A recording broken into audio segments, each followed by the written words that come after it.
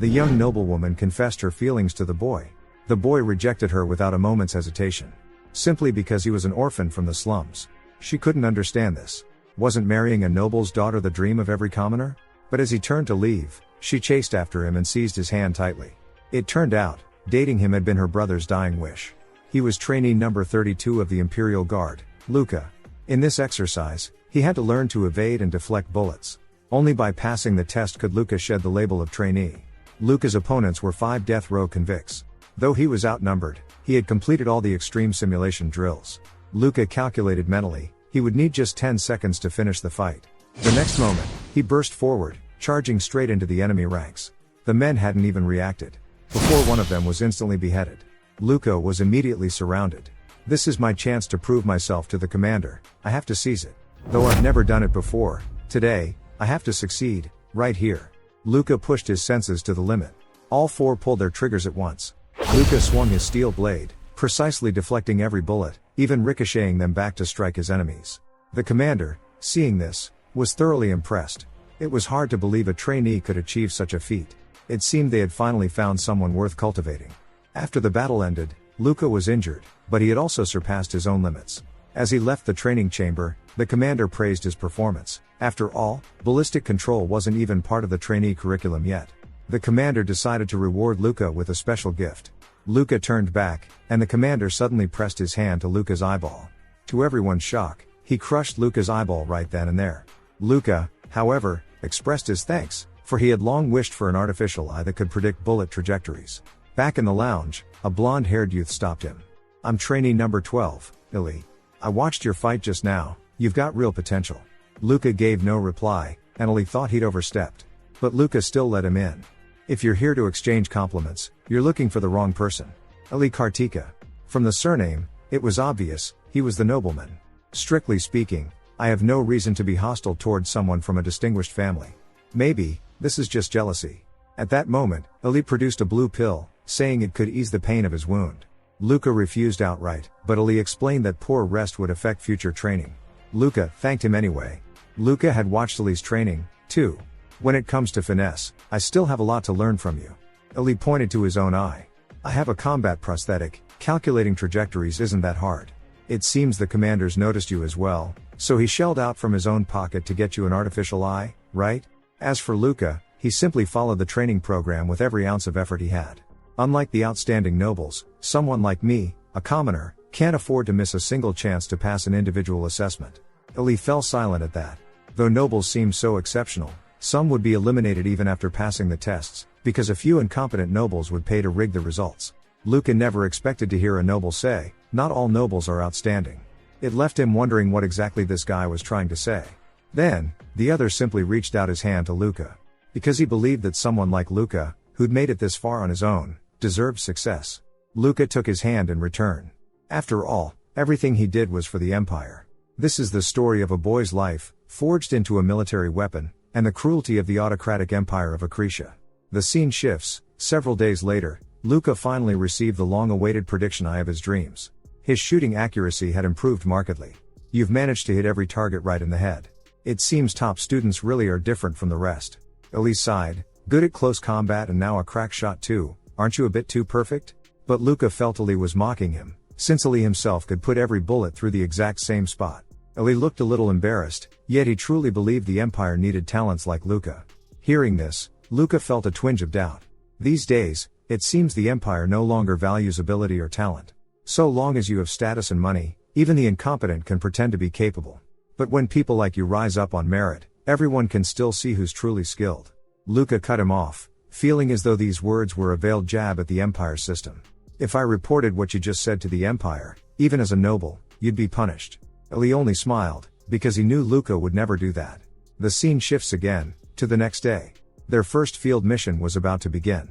Luca and Illy had both been appointed squad leaders, assigned to resolve the situation at the Corn outpost on the far side of the canyon. The commander reminded them, there was no need to bring back prisoners for this live training. Gazing at the houses in the distance, Illy reminded Luca. They were once, just like us, part of the Earth-human factions. But Luca signaled him to stay focused on the mission. Don't let pointless sentiments distract you. The mechs here aren't for our protection, they're here to keep us under surveillance. If we try to take prisoners, we might even be executed on the spot. On this planet, every other faction is nothing but insects in the Empire's eyes. Everyone is scheming, exploiting, and deceiving the Empire for their own gain. Lee fell silent, because he knew things were far more complicated than they appeared on the surface. But what the textbooks taught matched exactly what Luca had said. The mission was soon more than halfway done, but Luca still wondered why none of these people were armed. Still, he trusted the training. At that moment, Luca spotted a child trembling in a corner. A little boy was frozen in fear. Luca wasn't sure what to do. But the commander had been clear, no prisoners. Luca kept telling himself, these people were just parasites draining the Empire's resources. So he struck decisively with his blade. But it only pierced the wall. He quietly told the child to play dead, maybe that would fool the enemy. Luca knew full well, if the Empire ever found out, he'd be severely punished. Just then, gunfire exploded by his ear. He looked up. It was Ali who had fired the shot. Luca had never even noticed when Ali arrived. But he knew Ali wouldn't turn him in. Still, if someone else found out, who knew what might happen? Suddenly, an attack came straight for Ali. Luca noticed a man standing nearby. Could the earlier explosion have been his doing? Ali seized the moment to launch a surprise attack, but was struck head-on by a blast of energy. Luca hadn't expected the enemy to be a force user. And the commander had given them no warning. Is this our real test? Because of my hesitation, Ali's in danger. I have to act now. So Luca ordered the others to take the base. He stayed behind alone, to buy time. But Luca would never let the enemy get his way. Energy began to gather in the man's palm. Luca pushed his speed to the limit. If he kept up this pace, his body would give out first. But he needed to go even faster. Just as the energy sphere was about to hit Luca, he broke through the man's defenses. Now, this was his chance to strike. Luca's longsword plunged into the man's body. At the same moment, the man's hand came down on Luca's head. The next instant, Luca's helmet shattered with a crash. Am I going to die here? But the man hesitated. Because in his eyes, Luca was just a child. In the end, Luca still emerged victorious. But Kurites are fanatics who show no tolerance for anyone who thinks differently than them. So why did he hesitate? Yet everything Luca had learned kept reminding him. This was all for the Empire, for eliminating enemies who threatened the Emperor and his people. For the Imperial Guard, there was no other reason. After completing his first mission, the man's words kept echoing in Luca's mind. No one had actually died during the operation, because he hadn't delivered any killing blows. Yet Luca's convictions told him that mercy would only lead to ruin. The scene shifted. The instructor praised their performance, especially Luca and Ali. You both have a chance to become centurions. For the glory of the Emperor and his people, keep striving. Orphans from the slums like Luca were usually assigned to the most remote squads. Even so, he was determined to become a centurion there. Soon, they entered the sparring arena. This time, Luca's opponent was Ali. Luca immediately noticed that Ali had grown stronger, since after his last injury, Ali had received a mechanical arm. But with his current strength, it was still nowhere near enough to defeat Luca. Just then, Luca caught a gap in his movement, and disrupted his rhythm completely. By the time Ali realized what had happened, Luca's fist had already landed squarely on his face. Looks like I've won again. I thought I'd finally beat you this time. If getting new parts is the only way to get stronger, then what's the point of training? Ali realized that the talk about being the centurion had affected him deeply. Ever since that speech, he'd become more rigid somehow. But Luca was different. He had no choice but to keep climbing upward. Still, he was curious what kind of soldier Ali really wanted to become. For Ali, being a soldier was never his dream. He wanted to be an archaeologist. But the Empire forbade private research into mysterious civilizations, and his family had been generals for generations. They'd never allow him to choose another path. Luca warned Ali not to let those words slip out. If anyone reported him, he'd be in serious trouble. But you wouldn't do that. Just as I keep your secrets for you. I only hesitated because my opponent wasn't a combatant. Even without you, I would have gone back to kill. I serve the Empire and the Emperor, because they acknowledge my abilities. The Empire's enemies are my enemies, including you, if it comes to that. Ali just smiled faintly, offering no rebuttal. If your loyalty to the Empire really outweighed everything else, you would have turned me in long ago. Don't make things so hard on yourself. Luca only frowned. If you keep this up, it's going to get you in trouble sooner or later. Soon, their second mission began. This was an uninhabited neutral zone. These buildings had stood for millions of years, yet still radiated traces of energy. Ali was utterly fascinated, for it proved that even millions of years ago, civilization had already begun to explore the stars. Luca worried Ali might say too much, and quickly cut him off. If we run into any other faction here, we'll have to fight. But Ali was unfazed. confident the Imperial Guard sent to watch them would intervene if things got out of hand. At this moment, Claude, who also loved archaeology, stepped forward. With these records, we can glimpse the future. No wonder so many are obsessed with history. Luca knew Claude was of noble birth as well, not as renowned as Ali's family, but still someone the commoners looked up to. Suddenly, Claude turned to Luca and asked, "I quite like you. So, do you have a girlfriend?" Luca broke into a cold sweat. "If you get any closer, I'll have to consider you a threat." Claude scratched his head awkwardly, explaining he just wanted to introduce his sister to Luca. But Luca only felt that, as an orphan from the slums, he was unworthy. Ali added fuel to the fire, teasing that Claude's sister was a real beauty. Suddenly, the group sensed movement nearby. They all tensed instantly, hiding themselves from view. Luca and Claude crept forward to investigate, and soon spotted figures on the other side. The instant Luca got a good look, his heart clenched. The figure was a Khaite paladin. The paladin spotted them as well. With a flick of his wrist, a spear whistled through the air. Luca sensed danger at once and shouted for Claude to fall back. But before Claude could react, the spear had already pierced his skull. Watching Claude collapse, barely clinging to life, Luca's mind went totally blank. Just moments before, they'd been joking together. Now his friend lay dying at his feet. At the same time, his mechanical eye flashed errors from the overwhelming power gap, utterly unable to track the enemy's movements. At that moment, Ali rushed up from behind to support him. Now, their only hope was to buy time, waiting for the Imperial Guard to arrive. Even if the guards would take only 10 seconds, to them it felt like an eternity. The enemy attacked again, this time the spear aimed straight at Luca. Thankfully, Luca managed to deflect its path with his sword just in time. Even 10 brief seconds felt endless. Any mistake could mean instant death. The paladin flicked his arm lightly, and the spear arced back toward Luca. "Damn it, am I really going to die here?" But a voice in Luca's mind kept urging him on. As long as the enemy's head was still intact, he could not fall. The Empire's army had no place for the useless. Gritting his teeth, Luca met the spear head on. And with a thunderous crash, his sword shattered, his arm went numb. But at least he was still alive. 7 seconds had passed since the distress call. He braced himself for the next assault. The paladin slowly drew his sword, sending several sharp arcs of energy slicing through the air. Luca evaded them with desperate, split-second reflexes, but his comrades behind him weren't so lucky. It dawned on Luca that the paladin's real target wasn't him, but those at his back. Suddenly, the paladin exploded into motion, charging straight for Luca. Damn it, is this really the end? But just then, as 12 seconds ticked by, the Imperial Guard arrived on the scene. At the very last moment, a massive hand seized the paladin's head, smashing him to the ground. But the paladin was no easy foe. He twisted, sword flashing, trying to break free, only to be sent flying by a single punch from the Imperial cavalry. Seeing this, Luca finally allowed himself to breathe. Reinforcements had arrived. The battle that followed would be a direct clash between the Imperial Guard and the Paladin. As the Imperial Guard and the Paladin put some distance between themselves, the Paladin drew an axe, Legion, from his back. An Imperial cavalryman wielding the Empire's weapon, facing off against a Paladin blessed by force wielding. Luca had no idea who would win this duel. Both warriors swung their weapons simultaneously, sparks flying with each clash, neither giving an inch in terms of sheer presence. Soon, they broke apart again. The Imperial Guard surged forward at full speed, charging straight for the Paladin. Their battle raged from the ground up into the sky, their movements so fast Luca couldn't follow them at all. He could only pray the Guard would prevail. As the Guard's battle axe pressed closer and closer, in the next instant, both weapons shattered at the same time. The Imperial Guard seized the moment, reaching out to crush the Paladin's head, but the Paladin's helmet was utterly unbreakable. At the same time, the Paladin tried to summon his spear from afar. Luca heard a roar behind him and felt a surge of dread. The Imperial Guard had no idea how deadly the spear could be. There might not be time to react. If the Guard lost, Luca knew he wouldn't survive either.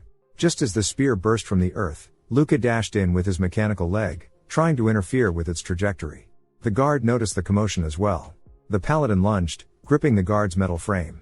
The Imperial Guard instantly poured all his power into his right hand, striking the enemy's head with overwhelming force. A deafening crash erupted, but Luca still couldn't see who'd won. He could only pray the Guard would come out on top.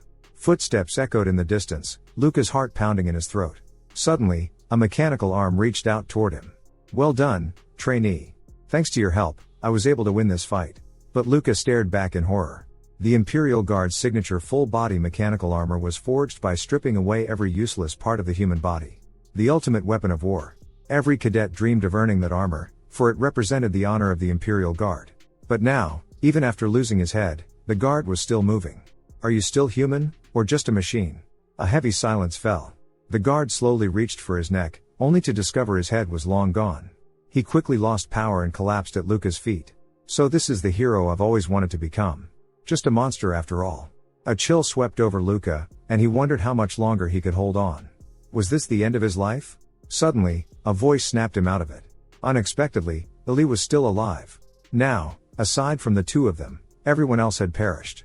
Luca had no idea how much longer he could last, feeling as if all his blood had drained away. He asked Ili what he planned to do next. Ahead of them lay the place Ili had always yearned for. The place he could never reach within the Empire. Luca hoped Ili would pursue his dreams.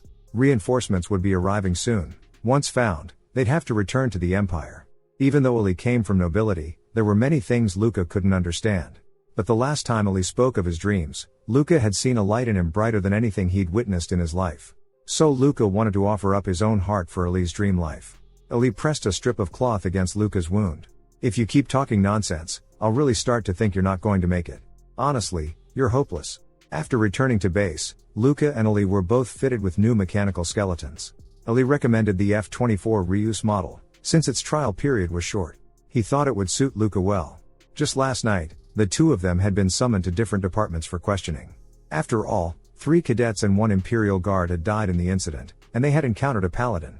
Luca had expected further interrogation, but it turned out he was called in for another reason. During the operation, they had discovered a special cube. As a noble, Ili had also picked up additional intelligence about the cube's ownership. If the Korra Alliance refused to hand over the ruins and artifacts, it could trigger a large-scale war.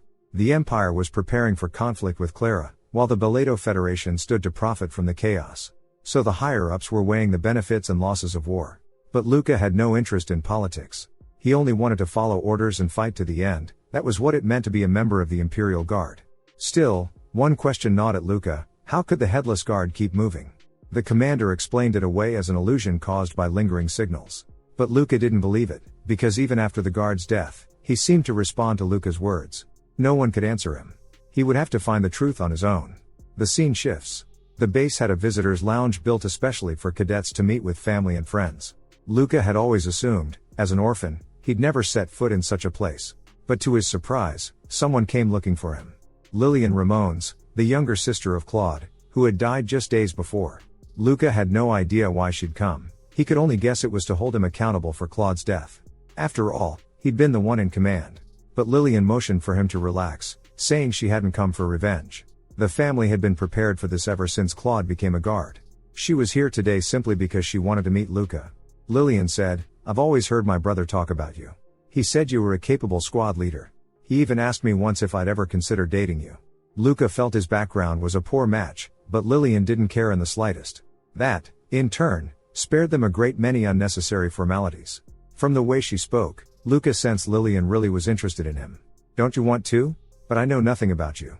Lillian smiled, "Then get to know me now. Wasn't my brother's recommendation convincing enough?" In Lillian's eyes, this was a good thing for Luca. And to be fair, she wasn't wrong. It really was an offer he could hardly refuse. After all, lower-class commoners rarely had any contact with noble ladies. Luca had come this far in order to change his fate. If he could marry a noblewoman, he'd be one step closer to his goal. But the opportunity came so easily, it made him uneasy. So Luca refused her on the spot. He turned and walked away. Not long ago, he'd thought Ali, born into privilege but desperate to escape the Empire, was foolish. He never expected he'd make a decision himself based on nothing but instinct. To someone like Lillian, a noble, this was probably an insult. Luca only hoped she wouldn't make trouble for him later. But Lillian chased after him, grabbing his hand. Luca froze. Lillian seemed a little nervous. "I was too hasty. We can just be friends for now." Before Luca could react, Lillian blushed and ran off, calling back that she'd visit again in a few days. Luca stared down at his hand, lost in thought. It seemed she wouldn't be easy to shake off. He could only take it one day at a time. The scene shifts again, this time to the training grounds. Luca sought out his combat instructor, Kinyuan. There were still many things about fighting he didn't understand. Kinyuan told him there wasn't much left to teach, there weren't many cadets who could beat him in a fight. But Luca wasn't satisfied.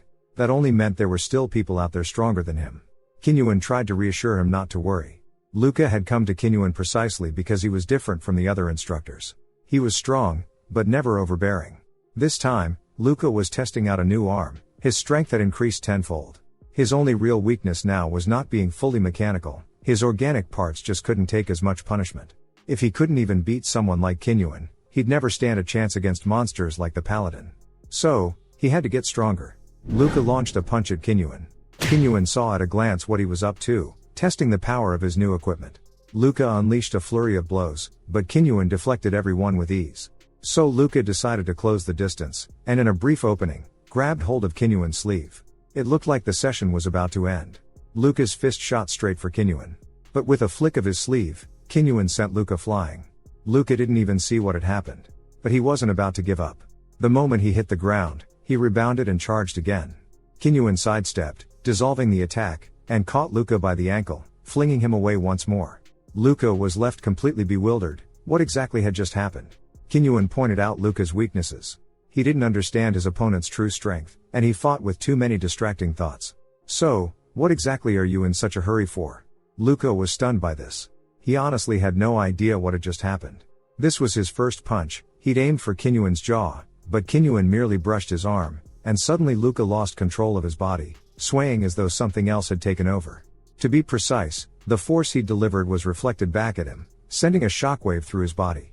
Curious, Luca asked Kinyuan what that move was called. Kinyuan opened his mouth slightly and said it was a kind of self-defense technique. Luca immediately stood up and asked, "Can you teach me?" Kinyuan brushed back his hair, revealing blood seeping from his right eye. "You still want to learn after seeing this? Every shortcut comes with a price." The scene shifted.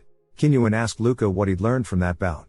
Luca could only say it felt like his body had been hit with magic, completely beyond his control. When he learned the move was called a seize, he was shaken. It was a technique commonly used by rebels. Still, Luca thought it could be standardized for the military. Turns out his instructor had similar ideas, but a seize had 3 fatal flaws. First, it was extremely difficult to master. Second, it came with side effects, like the brain issues Kinyuan had just experienced. The third flaw, Luca had yet to discover. Even so, he wanted to learn it. But Kinyuan said the Empire had invested too much in Luca. He was now Imperial property, not free to make such choices on his own.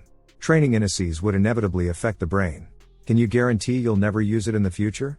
Luca looked at his instructor's back, knowing even a lie wouldn't fool him. So he answered honestly, "I can't promise, but I'll do my best to avoid it." Kinyuan's lips curled into a faint smile, and he patted Luca on the shoulder. He valued Luca's honesty more than empty promises. Suddenly, Kinyuan stuck out a foot, kicking Luca into the air. "From now on, always be ready for my attacks. Only then will you be able to adapt to any situation." Luca slowly got up, rubbing his head. He knew Kinyuan had finally agreed to teach him. Time passed quickly. A month later, Ellie saw Luca and was deeply worried, because Luca clearly hadn't rested in a long time. For the past month, Luca had sparred with Kinyuan every day. Kinyuan didn't teach him systematically. Instead, he made Luca observe and learn a seize through real combat, a method completely different from his previous training. Traditional tactics focused on perfecting single skills. But the essence of a seize was to maximize the use of all one's abilities, a high-level combat algorithm that lets you instantly deploy every weapon at your disposal, creating the most efficient fighting style. At its core, it was about unlocking the brain's potential. Luca asked how the missions had gone. Ellie shrugged, saying they were nothing special, just some routine assignments. Still, Luca reminded him to be careful. Hadn't the captain of the guard gone missing recently because of that incident? But Ellie disagreed. "I've heard some things from my family. There might be a rebellion brewing." Luca was taken aback. He knew there were rumors of a plot, but nothing concrete. He listened quietly. "We're at war with the Kharait Alliance, and now some people want to start a civil war? It's ridiculous." Ali cut him off. "Thinking it's ridiculous doesn't help. If we ignore internal problems, they'll only get worse." Before Ali could finish, Luca slammed him against the wall. "Ali, I can turn a blind eye if you want to leave the Empire. But if you ever become my enemy, I won't let you go." Pinned by the collar, Ellie remained calm, meeting Luca's gaze. "Relax. I went through the same guard selection you did. Do you really think I'd betray the Empire?" Luca let him go. "Then stop saying things that could get you mistaken for a traitor. I don't want to see your name on that list." These were words Ellie only dared say to Luca. He composed himself and smiled. "Are you free this weekend? Let me treat you to dinner, what do you say?" Luca turned away. "I already have plans. And stop talking to me. You're too annoying." The scene shifted to the lower district of Akrisha. Both Luca and Kinyuan knew this place well. They'd grown up in the slums. Ever since becoming a trainee, Luca had thought he'd never return here. I don't want to breathe the same air as these idiots. He never expected Kinyuan would bring him back. Beneath the capital, a lava field provided geothermal energy for the entire city. But the pollution and heat from the power plant drifted straight into the lower residential areas. Luca was grateful he'd gotten out, otherwise, he'd be a loser like everyone else. Soon, Kinyuan ducked into a narrow alley. Luca could feel the stares of vagrants and beggars. If he showed any weakness, these people would turn into thieves in an instant. He was surprised that Kinyuan knew the layout of the lower districts even better than he did.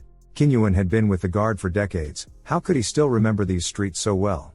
This time, Kinyuan had Luca fight using only a low-output prosthetic. Luca didn't understand why, but since it was training, he had no choice but to obey. Soon, the two of them arrived at the entrance guarded by gang members. "I want to see the boss here," Kinyuan said, his confidence making the gangsters hesitate. "What's your relationship with Aleph?" Kinyuan scratched his head. "So the boss now is called Aleph, huh?" The gang member's face hardened, and he raised his gun. "You lunatic, get lost while you still can." In the Empire, few survived after daring to point a gun at the Imperial Guard. But Kinyuan didn't want to reveal his identity. Without warning, Luca flashed forward, knocking the guard into the air with a single move. He followed with an over-the-shoulder throw, slamming the man to the ground. Another guard reached for his gun. But Luca was already pointing a gun at his head. "If you want to die, go ahead and try. You'd better call Aleph right now. Trust me, it's in your best interest." They tossed down their weapons, and hurried off to report. Luca eyed the circular building ahead, wondering what was inside. Kinyuan glanced at him, a faint smile on his lips. A fighting arena. The scene shifted. The two of them entered the arena manager's office. Aleph was a fat man, busy running the place. Kinyuan pointed at Luca. "Let him enter the matches. No entry fee. If he gets killed, so be it." Only then did Luca realize why Kinyuan had made him hold back his power earlier. Aleph took a slow drag on his cigarette, then flicked the butt at Kinyuan. Luca caught it easily. Just then, the gang members nearby raised their weapons, aiming at both of them. "You misunderstood. We didn't let you in to listen to requests. We just wanted a convenient spot to dispose of the bodies." While they talked, Luca kept his senses sharp, reading the tension in the room. He knew Aleph was bluffing. If they'd really meant to kill them, they'd have acted already. Luca pricked up his ears, noting two more armed gangsters outside the door. He'd already mapped out the worst-case scenario. He'd kick the metal table to block the gangster's view, then punch right through the table, crushing a gangster's skull in the same motion. The men outside would be a split second late opening the door. By then, he'd be armed, running along the walls and ceiling, pressed against the doorframe. 2 quick shots to finish it. Kinyuan asked Aleph what had happened to the previous manager. Aleph hesitated. "You mean Tora? He's dead. Got caught rigging matches." Kinyuan called his bluff. "The arena's a gold mine. Looks to me like you killed Tora to take his place. But I won't fault you for it. Tora killed his predecessor, too. That's just how things work in this district and this business." Aleph suddenly stood, gun drawn and pointed at Kinyuan. "Who are you? How much do you know?" Kinyuan remained perfectly calm. "Sit down, Aleph. Unless you want to join Tora. I never give a second warning." Aleph broke out in a cold sweat, raising his hands to signal his men to stand down. Instinct told him this was a man not to be crossed. "So you really want this kid in the arena?" Aleph gave Luca a hard look, pupils glinting as if analyzing his body. "Your arms and legs don't look like a fighter's, just a bunch of soft flesh. At this rate, you'll be pulp in a second." Aleph agreed to Kinyuan's request, but wanted something in return. Kinyuan dangled a lure. "I know where Tora's safe is hidden. I'd guess you have Tora's eye as the key, right?" Aleph was momentarily speechless. He was curious about Kinyuan's identity and the amount of information he held. Kinyuan just smiled vaguely. Just a ghost from a past that doesn't matter. The fat man dared not press further. Luca had learned a lot from Kinyuan. The way he took control, handled problems with calm and decisiveness, these were qualities Luca still lacked. The scene shifts to the lounge.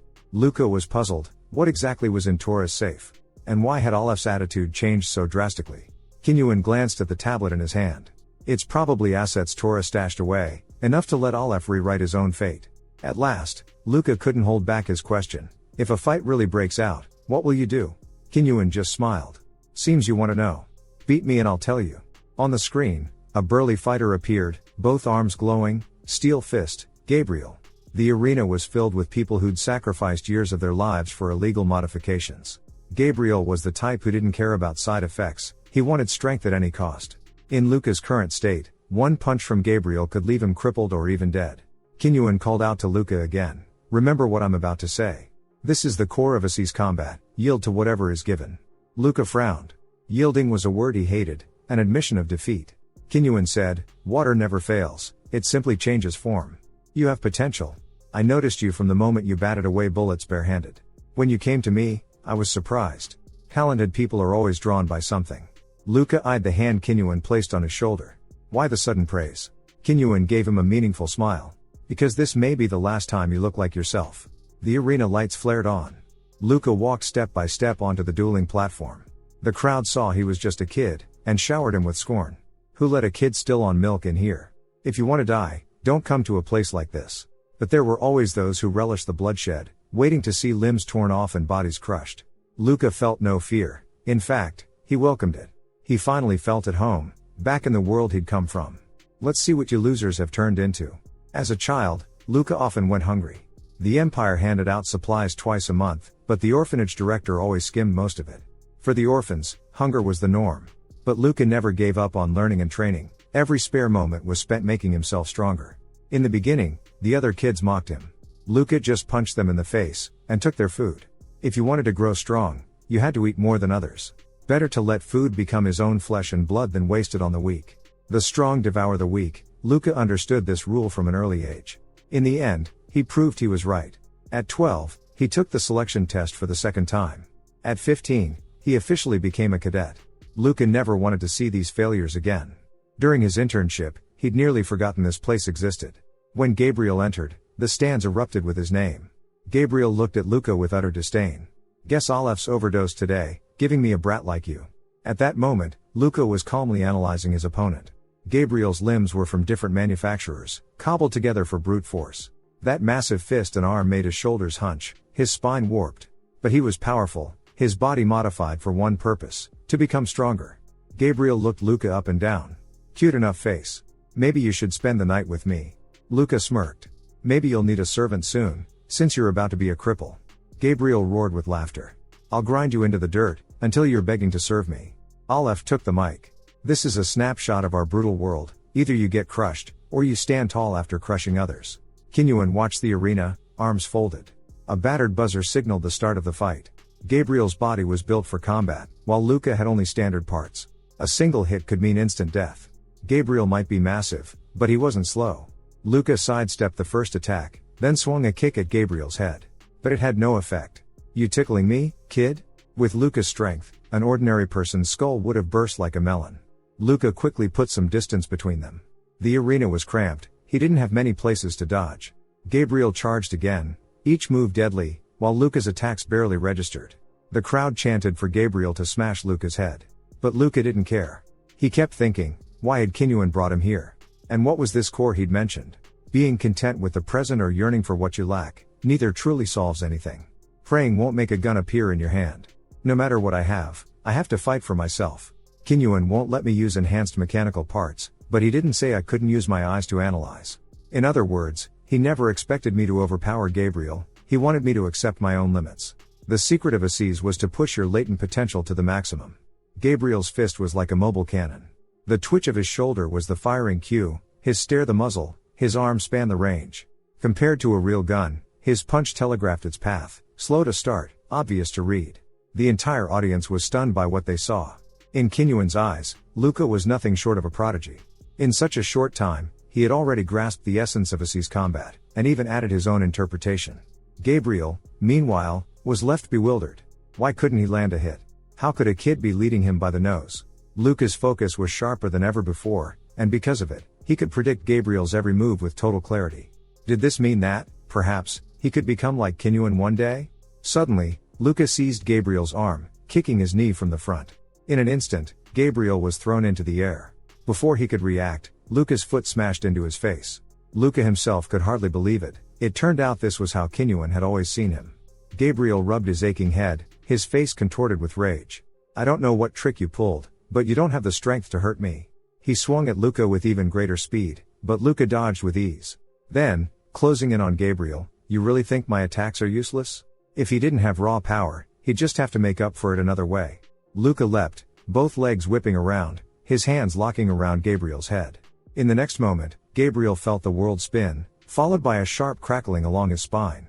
The audience was left utterly speechless. Blood trickled from the corner of Luca's eye, just as it had from Kinyuan earlier. If this had been a chaotic, unpredictable fight, he could never have maintained such focus. But because this was a controlled environment, Luca managed to stay sharply concentrated, predicting every move with precision. He had to admit, Kinyuan really was a good teacher. Kinyuan acknowledged his skill.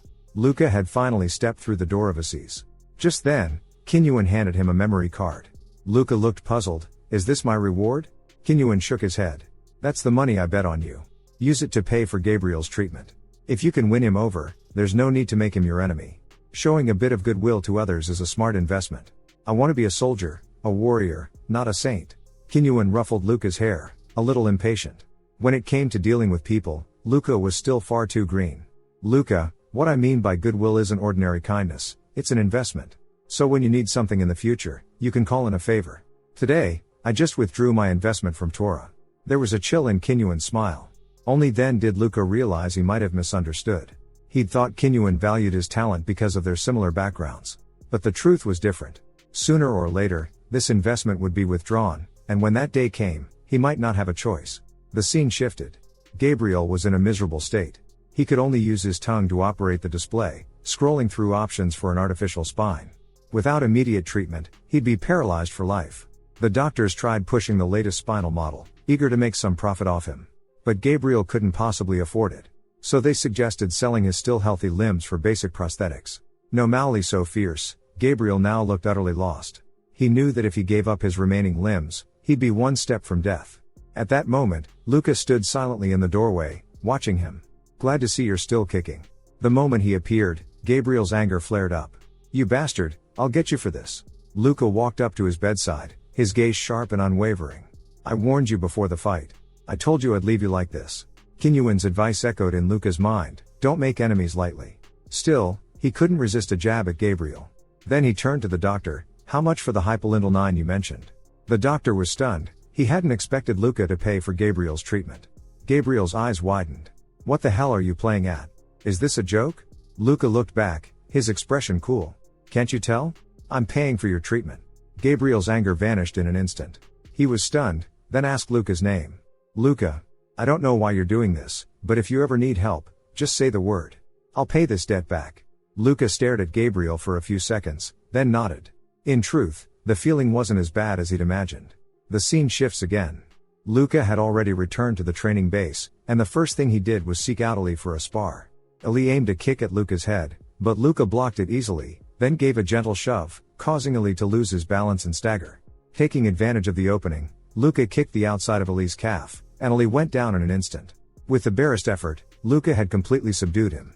So this is the Aziz combat style you learned from Instructor Kinyuan. Luca nodded in acknowledgement. Wasn't that just the kind of street fighting thugs used? Like grabbing a fistful of sand to throw when falling, or hiding a shard of glass in your fist to attack. Luca used to scoff at such tactics, but after his experience in the arena, his view had changed. Using your environment and whatever was at hand to deal with the enemy, after all, your opponent wouldn't be playing by the rules. Meanwhile, Ali called out to Luca. He'd run into some trouble and needed Luca's help. The scene shifted, the two of them entered the lounge. Luca stared at Ali, frowning, while Ali could only shrug helplessly. Luca knew full well it was Ali who'd let Lillian in. Sorry, Luca. Lillian looked at me with those pleading eyes, I just couldn't say no. Our families have always been close. Lillian fixed her gaze on Luca. Why have you been avoiding me? Clearly, her pride was wounded, she'd probably never been turned down in her life. Luca answered bluntly, because I'm not interested in you. I hope you'll take that as my answer. Ali tried to smooth things over with a smile, you could put it a little more gently. But an irritated Luca didn't even look at him. Luca's words made Lillian's eyes go wide in shock, her face full of confusion. Is it something I did wrong, or do you have a problem with me? Luca shook his head. I don't have time to deal with women. You know I'm from an orphanage. Unlike you, if I make a single mistake, I'll never get back up. Wouldn't it be better to be friends, then? Lillian seemed not to get it. Lillian Ramones, if I relied on you to succeed, it would only take one whim from you for me to lose everything. But the tower I build for myself won't collapse so easily. Lillian glanced at Ali. You get along so well with Ali, yet you say you don't want to benefit from noble connections. Isn't that a contradiction? Luca shook his head. He's someone I'd trust with my life, a true comrade and friend. On the battlefield, it's not family name or status that keeps me safe, it's the people fighting beside me. Lillian was left speechless, her face full of frustration. You won't even give me a chance? At this point, Luca braced himself to be slapped. He felt a bit guilty, but he refused to leave any room for misunderstandings. If there's nothing else, I'll be going. With that, Luca turned and left the lounge. It wasn't long before Lee caught up to him. Luca, you were way too blunt just now, you didn't have to be so cold. Luca was silent for a moment. If I'm not, she'll never give up. Still, Lee couldn't figure out why Luca was so resistant to Lillian. Even just a casual friendship didn't seem like such a big deal. But Luca couldn't explain it either, it was just a gut feeling. Besides, the only reason she was interested in him was because the late Claude had talked him up. She had to be scheming something. Ali tried to urge Luca to take things slow, but Luca cut him off. You like that girl, don't you? Ali looked bewildered, not understanding how Luca could tell. It's written all over your face, your eyes, your breathing, how flustered you just got. In any case, I'm not interested. If you like her, quit beating around the bush and go after her yourself. Hearing this, Ali clenched his jaw. He glanced back at the lounge behind him. With who he was, that was almost impossible. A few days later, the scene shifts. Luca once again sought out Instructor Kinyuan. This time, Kinyuan taught him how to meditate. During meditation, Luca recalled what happened in the office before. If a fight had really broken out and he'd been provoked, what should he have done? At the time, armed goons were lurking inside and outside the office. Luca had no weapon and no idea how he'd make it out alive. Kinyuan smiled. If things had gone south, I'd have ducked under the desk first, to get out of the line of fire. Luca frowned, not understanding. If your first reaction is to hide, aren't you just giving up your chance to attack and asking to be riddled with bullets? Kinyuan understood that mindset. He'd have chosen to go head to head, even if it meant getting shot. But the safest move was actually to take Aleph as a hostage. Yet if you really did that, chances are you'd both end up dead. In places like that, it's no mal for the gang boss to get replaced. All you'd be doing is giving them an excuse to kill him. In that situation, Aleph is actually your shield. You didn't even notice Aleph's fingers were modified into guns, or that there was a hidden passage behind the left wall cabinet. Hearing this, Luca realized the gap between himself and Kinyuan. Kinyuan could not only predict his own moves, but also spot hidden escape routes. Kinyuan stood slowly. The Assise fighting style works by pushing your brain's resources to the absolute limit. Do you know what that means? It means it can't be the standard combat method for the Imperial Guard. Luca was stunned by this. So the problems with your brain are a side effect of overclocking it? So if you wear Legion armor, you can't use Assise at all? Kinyuan nodded.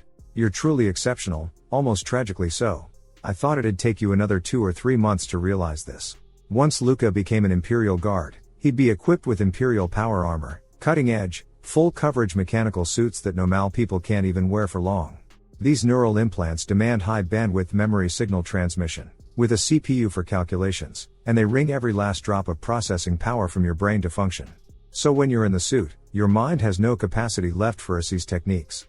Kinyuan had known this all along but kept it from him on purpose. Luca suppressed his anger. If he'd known from the start Assise couldn't be used with Legion gear, he never would have learned it. After thanking Kinyuan for his help, Luca turned and left. Kinyuan only smiled coldly. If you ever change your mind, you're always welcome back. Luca gritted his teeth and replied firmly, that will never happen. The scene shifts, half a month later. This was the first time in 3 months that Luca had seen the captain of the Imperial Guard. The man was none other than Allah, captain of the Akrisha Imperial Guard. He got straight to the point, asking how Luca had been lately. Luca reported honestly on his recent activities.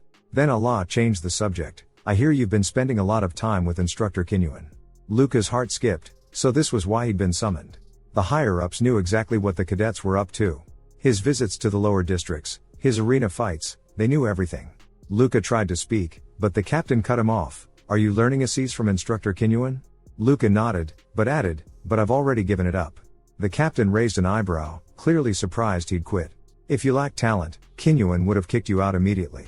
But if you're truly gifted, you'll soon realize there's no point in continuing. That's why, other than Kinyuan, no one truly masters Assise. Luca's unease grew.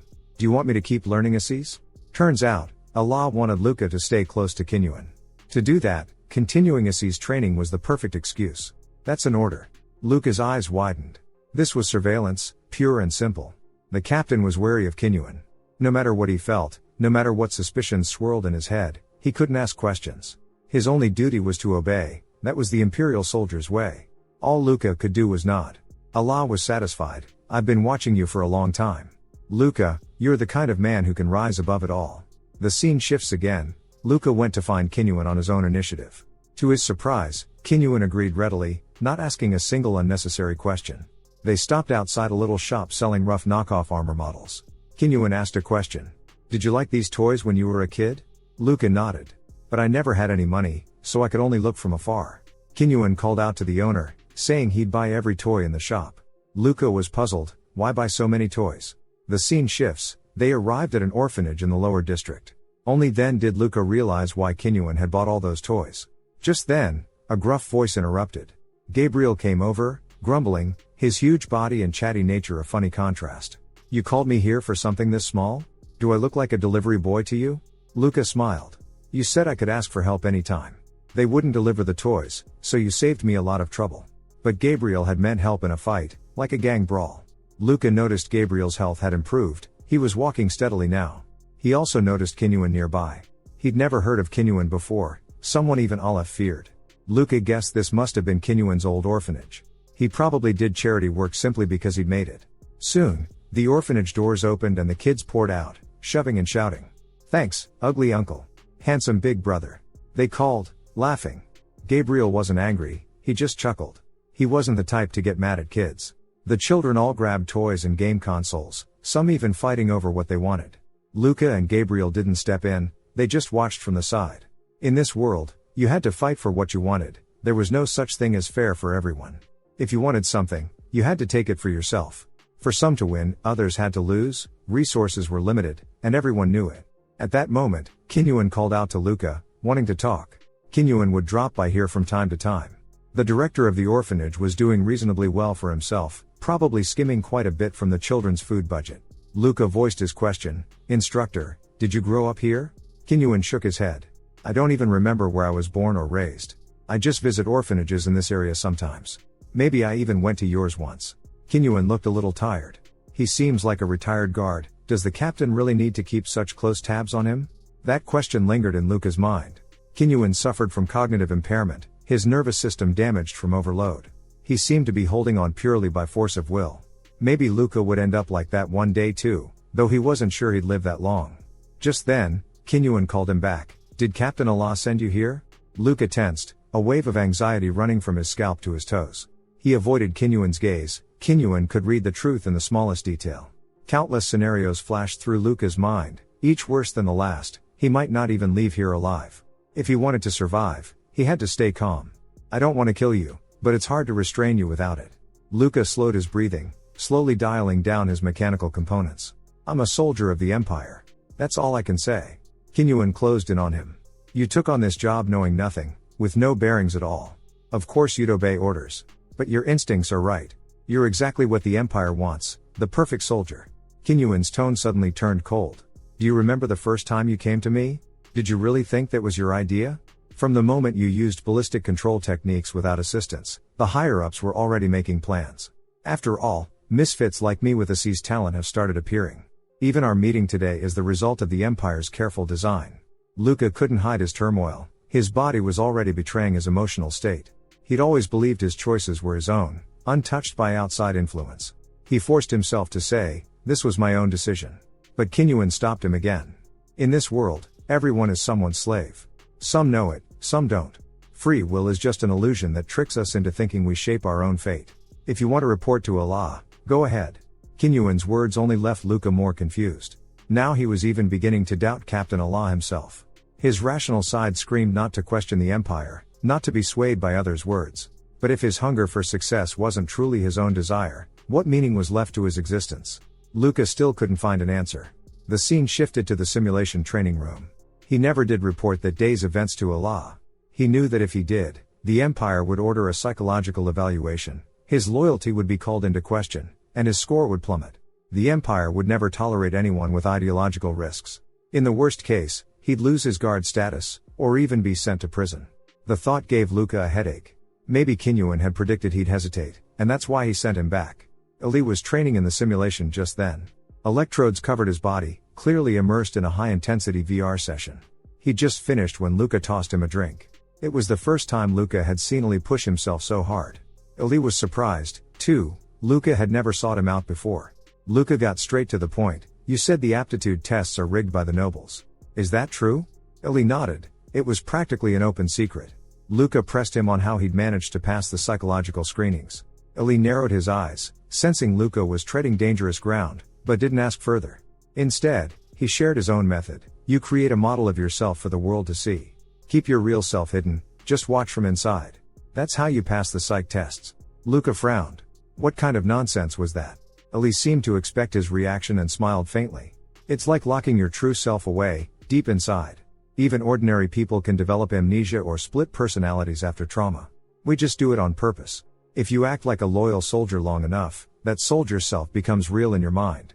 If you keep up the act, the real you sinks deeper and deeper, like a rusted box at the bottom of the sea. One day, you might forget who you really are.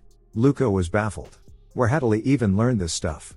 But true or not, this was the method he needed right now. He needed to find himself again, the self from before he met Illy and Jim. Illy didn't really understand what Luca was after, but he still warned him to be careful. Tampering with psych tests is dangerous. Luca never expected to hear that from a noble. But it seemed Illy's concern was genuine. Just then, Luca's communicator pinged. It was Kinyuan, calling for him. The scene shifts to the lower district. Today, Kinyuan was going to give Luca a lesson in actual combat. Kinyuan didn't mention the orphanage incident at all, acting as if nothing had happened.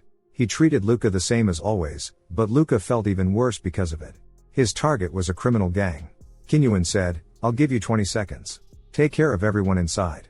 Luca placed his hand on the electronic lock, and with a squeeze, crushed it. The men inside hadn't even had time to react. A man on the sofa noticed the disturbance first. Kid, you lost? You don't look like a customer. Before entering, Luca had already smelled gunpowder and the charge of energy weapons in the air. He quickly sized up everyone, their looks, their presence, their weapons, ranking their threat level and setting his priorities.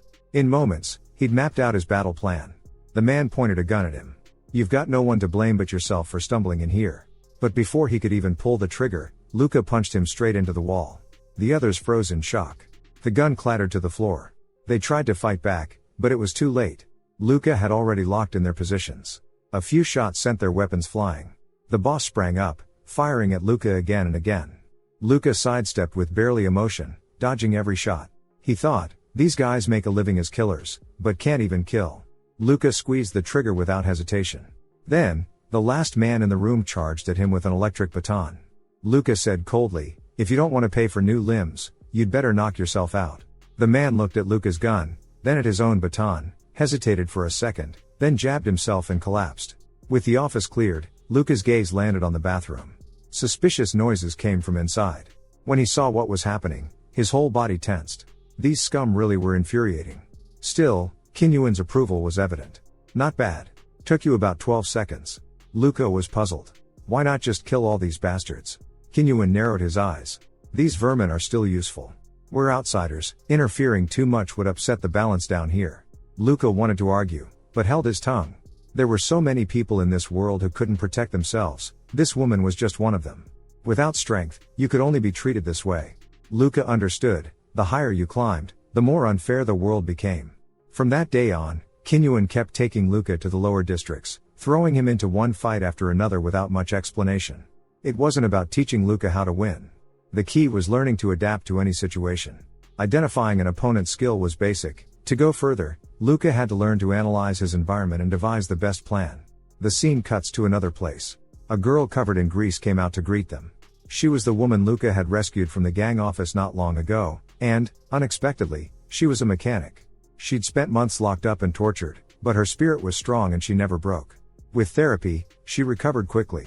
Kinyuan knew Gilda was an orphan by background, always good with machines. So he sponsored her education, but wanted Luca to keep it secret. At that moment, a familiar voice interrupted. Gabriel hadn't expected to run into them here. He asked for 2 bottles of beer, but Gilda refused him flatly. His nervous system was already damaged. Gabriel leaned into Luca and muttered, "You've been causing trouble everywhere lately, haven't you? The gang bosses are starting to talk about taking you out. If they really make up their minds, I can't guarantee Gilda's safety." Kinyuan waved him off, signaling he needn't worry, they wouldn't come here for now. The most surprised was Gilda herself. She asked, "How long is for now?" Kinyuan didn't answer.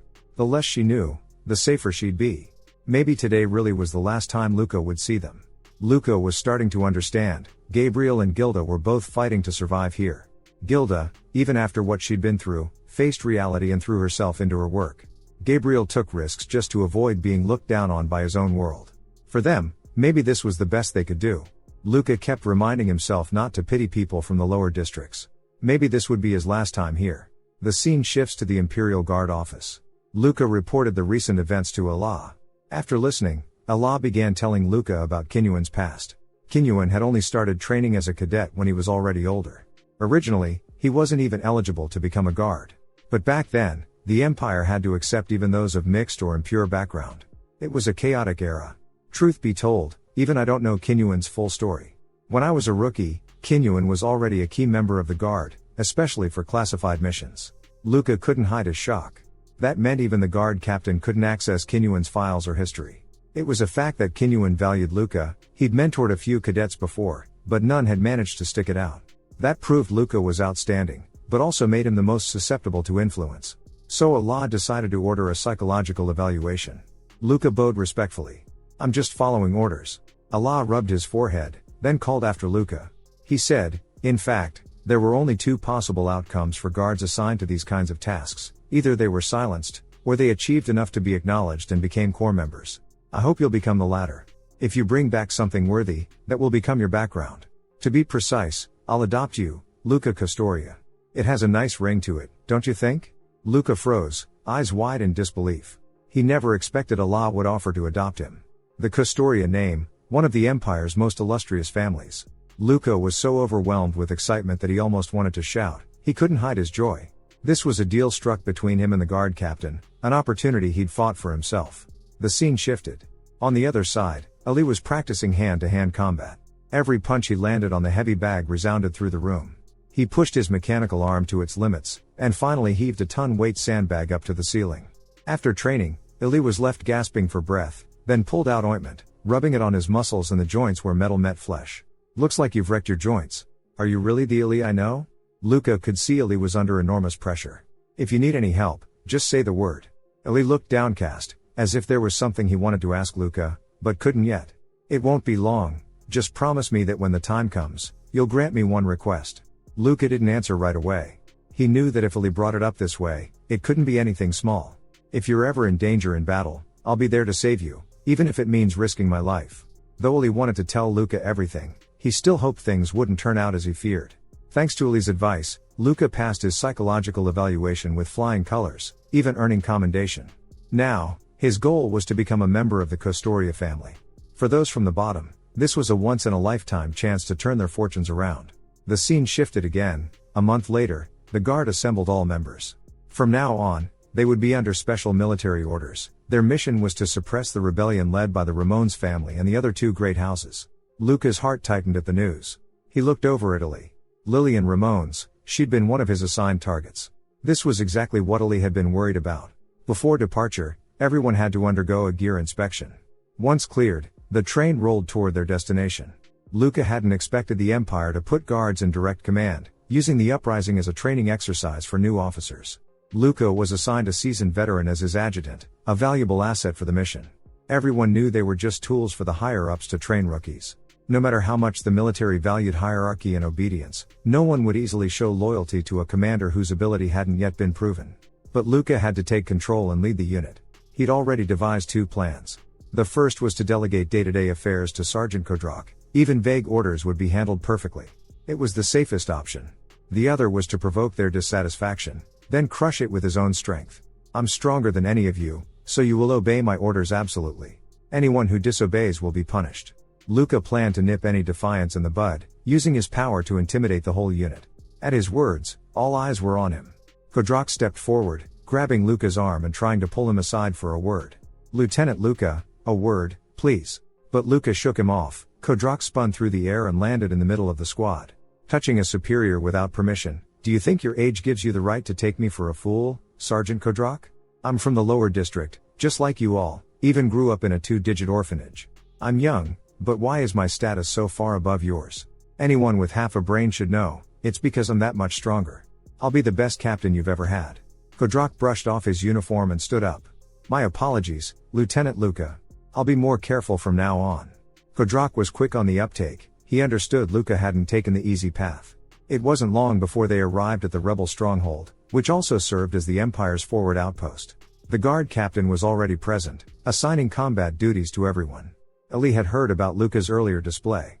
Luca had done it so he wouldn't be treated like a kid anymore. But in Ali's eyes, to these soldiers, guard trainees would always be children.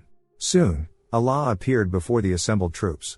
They learned the rebels were holed up in a mysterious ruin. The site was encircled by 2 high walls, with 5 defensive towers inside. Their mission was clear: destroy these defensive structures and clear the way for the Imperial Army to surround on all sides. The armored corps had all been outfitted with heavy combat suits. Luca understood this was no ordinary crackdown. The scene shifted. Luca and Ali met halfway between the 2 camps. Is this because of the Ramones family? Ali was silent for a moment before admitting it in a low voice. Luca knew he had ties to the Ramonaces, but there was nothing they could do now. Siding with the rebels would mean even the Kartika family couldn't save them. By now, Ali had stopped hoping for a miracle. He just wished there was some way to save Lillian. Luca gave a wry smile. So you want me to get together with your first love? You really are something. Ali replied helplessly that Lillian didn't want to marry a nobleman. That's why she'd introduced her to the most promising Luca. But rescuing Lillian was a huge risk. It wasn't just against regulations. If discovered, they'd be executed on the spot. So let's drop the subject of Lillian. Though Ali said he'd stay out of it, Luca knew he hadn't let go. Asi's techniques let Luca sense Ali's intentions. He was ready to do anything to save Lillian. Whether Ali was willing to face it didn't matter. For his own good, Lillian had to die. Maybe that was the only way to save Ali. The scene shifted back to the rally point. For a soldier, the most vital areas were the head and heart. As long as those were intact, Imperial soldiers wouldn't die. Doctors could repair the rest by maintaining blood flow to the brain. At that moment, Kodrak approached Luca. He'd checked Luca's file and knew how capable he was. But as a veteran with 10 years' experience, he still hoped Luca would listen to his advice. Luca assured him that as long as his advice was sound, he'd listen to anyone. Kodrak saluted, visibly relieved. Once the armored corps cleared the towers, they'd storm the fortress. That was the plan. As they drew closer, the assault vehicles came to a halt, and the mechanized soldiers filed out. Clad in agile power armor, they charged toward the Arkan fortress. The Black Myrmidons, a mix of 2nd and 3rd generation suits, looked formidable even from afar, like a swarm of armored ants. The squad's breathing grew tense, their eyes glued to the displays tracking the action. A wisp of blue smoke rose from the ground. The enemy began firing back at the Imperial Corps. A few suits were hit, but only 4 or 5 were lost. Soon, some of the mechs moved into range. They launched a volley of missiles at the shield. Under cover of smoke, the soldiers drew their spears. The Myrmidons' spearheads were fitted with blades of a special mineral called holystone. Holystone could neutralize the shield's energy field, ripping open a brief gap in the defense. This weapon was developed specifically for this operation. With the soldiers' fierce assault, the shield finally fell. In this battle, the Myrmidons were crucial. If they failed, the situation would become dire. Everyone waited anxiously for the Myrmidons to return after taking out the towers. About a minute later, static came over the comms, turrets disabled. Proceeding to next phase. A collective sigh of relief went up. A faint smile tugged at Luca's lips. The battlefield is a terrifying place. But I'm the kind of person who finds satisfaction and even joy in this chaos. If I weren't, I'd have lost my mind by now. At last, it's my turn to prove myself. The plan was to have the infantry attack from multiple directions at once. The High Command was determined to give the rebels no chance to escape. The underground tunnels beneath the mysterious fortress were as complex as a maze. Even the mapped sections were hundreds of meters deep. But the rebels had surely remodeled the interior, changing the real structure. They must have narrowed the underground entrances to keep the Myrmidons out. Soon, Luca's squad reached a crossroads. He decided to lead from the front himself. Luca's announcement gave his adjutant Kodrak pause. Taking point in a place like this was dangerous. Are you worried you'll be blamed if I die? Kodrak nodded honestly. But Luca had made up his mind. I don't care if you get demoted or lose your pay after I'm gone. None of that matters. Luca felt a chill. He could almost sense the muzzles of his own squad's guns aimed at his neck. There was no doubt some of them were fantasizing about getting rid of their superior. But he was moving ahead for a reason. He had to find Lillian first. Right now, Ili was also somewhere in these tunnels, having entered from another route. If Luca drove the squad forward at full speed, they'd meet up soon enough. He could trade the lives of his subordinates for speed, but he refused to sacrifice loyal soldiers for the sake of personal feelings. So he chose to take the risk alone. Just then, a trap snapped down from the ceiling. Kodrak quickly signaled danger, but before he could finish, Luca evaded in a flash, dismantling the trap with Asi's technique. He stretched all his senses to the limit: sight, hearing, touch, smell, even taste, catching chemical traces in the air with his tongue. He processed a flood of information in an instant, disarming every trap in the blink of an eye. The squad behind him broke into a cold sweat at the display. Luca could feel his blood vessels dilating, blood surging to his brain. His mind was being pushed to the brink. Suddenly, everything around him became irritating. His teammates' movements seemed sluggish, though they weren't really slow. It was just his nervous system under intolerable strain. That was the price of power. The others sensed Luca's volatility. Right now, he was like an untamed beast. Then Luca kicked the steel door off its hinges, the door slamming into a rebel and crushing him against the wall. He moved so fast, the enemy barely had time to react. He charged in, cold and precise, as if he already knew where every enemy was. His blade flashed again and again. He exploded forward, pouncing on a rebel. The blade sliced through the man's throat. Luca casually kicked the falling head into the face of another stunned enemy. Before the man even registered what was happening, he too was beheaded. A grizzled rebel veteran tried to level a gun at Luca, but Luca gave him no chance, cutting a missile out of the air. The explosion parted harmlessly around him. The old soldier froze, but it was too late to fight back. Luca stomped down, crushing the man's skull. The squad members who'd resented him swallowed hard at the sight. "Sergeant Kodrak, you're all too slow. Keep up with me." The further down they went, the more spacious the fortress tunnels became. The rebels had taken up positions in the open, pouring on suppressive fire. From a tactical standpoint, it was a smart move. Luca used a mirror to observe the enemy lines. About 100 soldiers were holding the defense, with non-combatants retreating behind them, some of whom looked like nobles. Lillian could be among them. Kodrak suggested they'd advance too quickly, and should pause to wait for other squads to join up. Luca closed his eyes, forcing himself to calm down. He realized Kodrak had a point. He hadn't pushed his brain this far in a long time. His nervous system felt like it was being tortured, almost to the point of pain. Just then, Luca heard gunfire from another direction. It didn't sound like it was aimed at them. There was movement behind, too, which meant another squad had reached the rear. If it wasn't Luca's, then it had to be Ellie's. The enemy's fire was now split front and back. "Now's the time to charge." Luca gave his orders. 2 shield bearers took point, soaking up the brunt of the defensive barrage. Their layered armor was cracking under the assault. It wouldn't last more than a few seconds. Luca crouched behind the shields, studying the enemy's positions. He ranked threats and tracked the lines of high-powered weapons. There were about 8 guns that could blow him away with a single shot. He waited until half those heavy weapons were reloading, then burst forward. He vaulted over the shield bearers' heads, knowing he'd have a 2-second window of relative safety. Enemies fired in panic, bullets raining down. Luca ignored pistol and rifle fire. His helmet and chest plate could take it, shielding his face and neck with his left hand. He raised his pistol in his right, quickly locking in his targets. He prioritized the soldiers with the most firepower. Shots rang out, heavy weapons exploded one after another. Luca landed in the midst of the enemy. The shock of his attack left them frozen for an instant. He drew his blade from his belt. At this range, the shooters didn't stand a chance. Caught between 2 forces, the enemy finally surrendered.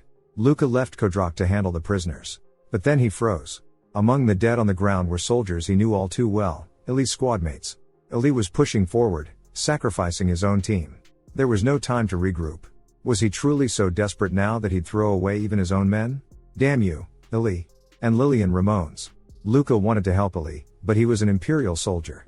Choosing one side meant abandoning the other. He was torn. But if he saw Lillian, he would kill her himself, even if it meant Ellie's hatred. Only by stopping Ellie from betraying the Empire could he save his life. Meanwhile, Luca told Kodrak to stay put and wait for the support squads, leaving command in his hands. Then Luca followed the sounds of battle deeper in. The noble-born soldiers were clumsy with their weapons, their heavy gear more a burden than a help. That bought Luca some time. Most of the suppression force had already arrived and was sweeping up the last of the rebels. Luca had to admit, though it sounded cliché, Ellie was not just a trusted comrade, but a true friend. Of all his peers, Ellie was the only one he could talk to as an equal. But now, Ellie was sacrificing Imperial soldiers for his own ends. A regular squad would never risk everything to chase down the rebels. Even if he found Lillian, how could they escape? In the end, Lillian would still be executed. Luca knew Ellie loved her, but was she really worth dying for? Just then, a voice snapped Luca out of his thoughts. "I'm a noble of the Ramones family." The man forced the words out, barely staying conscious. Luca cut straight to the point. "Where is Lillian?" The man froze. "I don't know where she is." But his pupils flicked to the side, a telltale sign of lying. Luca crushed his mechanical eye without hesitation. It was an expensive prosthetic. The noble let out a blood-curdling scream. "This is your last chance. Lillian Ramones. Where is she?" The man immediately spilled Lillian's whereabouts. Next, Luca asked if he'd seen Ali. The noble nodded. It was indeed Ali who had killed all these people, even after they'd surrendered. As soon as the words left his mouth, Luca crushed his skull. After all, they were already on the liquidation list. Dying like this was almost a mercy. Luca never used to feel guilty for killing, but today he felt especially numb. Was this what war was always like? Before long, the sound of gunfire and screams reached Luca's ears. He had finally caught up to Ali. Though they'd always seemed to get along, Luca had always felt a faint sense of unease around him. If Ali truly betrayed the Empire, what would he do? Now, he finally had to answer the question he'd always avoided. At the center of the banquet table, Ali stood tall, as if making some kind of declaration. "So you came after all, Luca? You really went through with it? You killed your own men for her, sacrificed everything for a woman? For her?" Luca's right eye moved independently, scanning the room. In the corner of the hall stood the entire Ramones family, the patriarch, direct relatives, and Lillian among them. Luca clenched his jaw. "Damn it, just for that woman. Are you really going to make yourself an enemy of the Empire?" Ali's voice was low. "I knew you wouldn't be able to avoid this." He drew the longsword strapped to his leg. "Come then, Luca. Let's finish this." Luca forced down his anger, his teeth aching with the effort.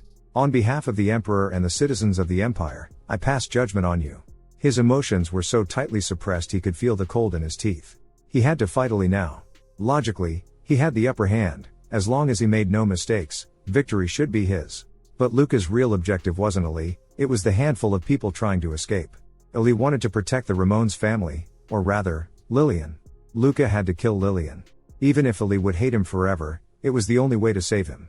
At least, he wouldn't have to kill Ali himself. If he killed the Ramones family and all the witnesses, covering up Ali's betrayal, then even if there were suspicions, Ali's Kartika heritage would shield him. But Ali seemed to sense Luca's intent. "You're planning to ignore me and go straight for Lillian?" Luca didn't answer. He charged. Ali opened fire, trying to stop him. Gunshots rang out. For them, ballistic prediction was second nature, single shots were useless, meant only to slow Luca down. But before the battle, Luca had forcibly upgraded his neural transmission speed and bandwidth. Now, his reactions were even faster and his movements sharper than Ali could predict. There was nothing Ali could do to stop him. In moments, Luca broke through Ali's defense. The two Ramones sons raised their guns at Luca. Ali shouted for them to drop their weapons, to not resist. But they tried to pull the triggers anyway. To Luca, their movements were laughably slow. With a single stroke, he cut the younger son in two. With a seize, Luca could anticipate Ali's attack. He turned, deflecting bullets with his blade. A flick of the wrist sent the bullet whizzing toward the other son instead. Now only Hugo, the patriarch, Lady Ramones, and Lillian remained. Hugo watched his sons die before his eyes, trying to cry out, but Luca drove his bloodied blade through the man's skull. Without pulling the blade free, he swept it sideways, cutting down the lady as well. 4 deaths, all in the blink of an eye. Only Lillian remained. Ali screamed from behind, begging Luca to stop. Lillian Ramones, the woman who'd once confessed to him. No matter what, Luca knew he'd never forget her. At least, not until the last vestiges of his own humanity were gone. Now, the only mercy he could offer was a painless death. This was all he had left to give her. Farewell, Lillian Ramones. Yet when he saw her face, he realized, she was smiling. Joy lit up Lillian's features. Why was she smiling? Luca's mind went blank for a heartbeat. It was all the time Ali needed to catch up. In a flash, Ali slammed into Luca, knocking him aside. Their blades clashed, sparks flying. Ali, did you see her face? Her family's dead, and she's happy about it. Ali seemed to understand. She's finally free. Her family always saw her as a pawn for marriage. Luca kicked Ali away. Is Lillian Ramones really worth all this? You're smart, Ali, don't be reckless. It's not too late to turn back. But Ali shook his head. You don't know anything, Luca. The so-called traitor families, Ramones included, never truly rebelled against the Empire. The Empire just needed an excuse to purge them. Look at how fragile their defenses were. If they really meant to rebel, they would have allied with the Kora Alliance or the Beledo Federation by now. Luca was momentarily speechless. Ali was right, even with 3 great houses joined together, the rebels were too weak, with no outside support. If they'd truly planned a rebellion, how could they not have sought help from the Crassians or Beledo? Those powers would have loved to see the Empire divided. If Ali was telling the truth, then he would die just like Lillian in the end. At that moment, Lillian finally broke her silence. The Empire targeted our family because of this. She rifled through her father's corpse, and pulled out a small cube. It's because of this that they could activate the ancient fortress. Luca stared at her in confusion. Why was she only telling them now? Lillian seemed to sense Luca's thoughts. She knew he wanted to kill her to keep Ellie from being implicated. You must realize your friend will never have the life he wants in the Empire. But there's a way, one that benefits all three of us. Lillian held the cube aloft. With this, we can activate the fortress's spatial transfer device. Luca, if you help us escape the Empire, everything can end here. Luca stared at the cube in disbelief. If you want to kill me, then do it. I'm not a fool, I know Ellie isn't as strong as you. Once I'm dead, it's all over. I don't want to drag Ellie down with me. But if this relic really activates the teleporter, we can escape together. You can pretend you never saw us. This passage is known only to the Ramones family. Once we're through, no one will find us. After hearing her out, Luca hesitated. He didn't really care about Lillian's fate, but for Ellie, this was the best option. Ellie could have gotten away from the Empire, but chose to stay because of Luca. This was a battlefield, disappearing or faking a death was easy. If Luca killed Lillian and somehow kept Ellie alive, Ellie would eventually fall into an inescapable trap. Luca twirled his sword and sheathed it. Ellie started to speak, but Luca cut him off. Shut up, Ellie. I only ask one thing. If the teleporter Lillian mentioned doesn't exist, or can't be activated, don't try to stop me. You heard her, Lillian doesn't want to see you suffer. Ellie bit his lip and looked to Lillian. She nodded. In the end, Ellie agreed to Luca's terms. It was all he could do. Luca thought he must be insane, helping Ellie and Lillian Ramones escape. If the higher-ups found out, he was finished. They quickly formed a plan: activate the teleporter deep underground, bring Lillian out, and Ellie as well. Just then, Lillian called out to Luca, noticing blood trickling down Ellie's forehead. She took out a handkerchief and wiped it away. If you two are lucky enough to make it out, just live together already. Ellie wiped away the blood, forcing a faint smile. Lillian was racked with guilt. She never expected Ellie would go this far for her. Ellie gestured for her not to blame herself. It was Lillian who'd shown him the world outside. Without her, Ellie would have lost his mind long ago. He wasn't a monster, just different. Hearing their exchange, Luca frowned slightly. Lillian was the one who'd made Ellie restless. Restless thoughts were like a virus. Once out of control, they spread, eating away at the Empire from within. If such dangerous ideas took root, the Empire would eventually fall. Or, before that, be swallowed up by the Beledo or Korra. But Luca didn't want to see the Empire collapse. If Ellie wasn't his friend, Luca would have killed him already. I'm not a restless person. Luca repeated the words inwardly, branding them onto his heart.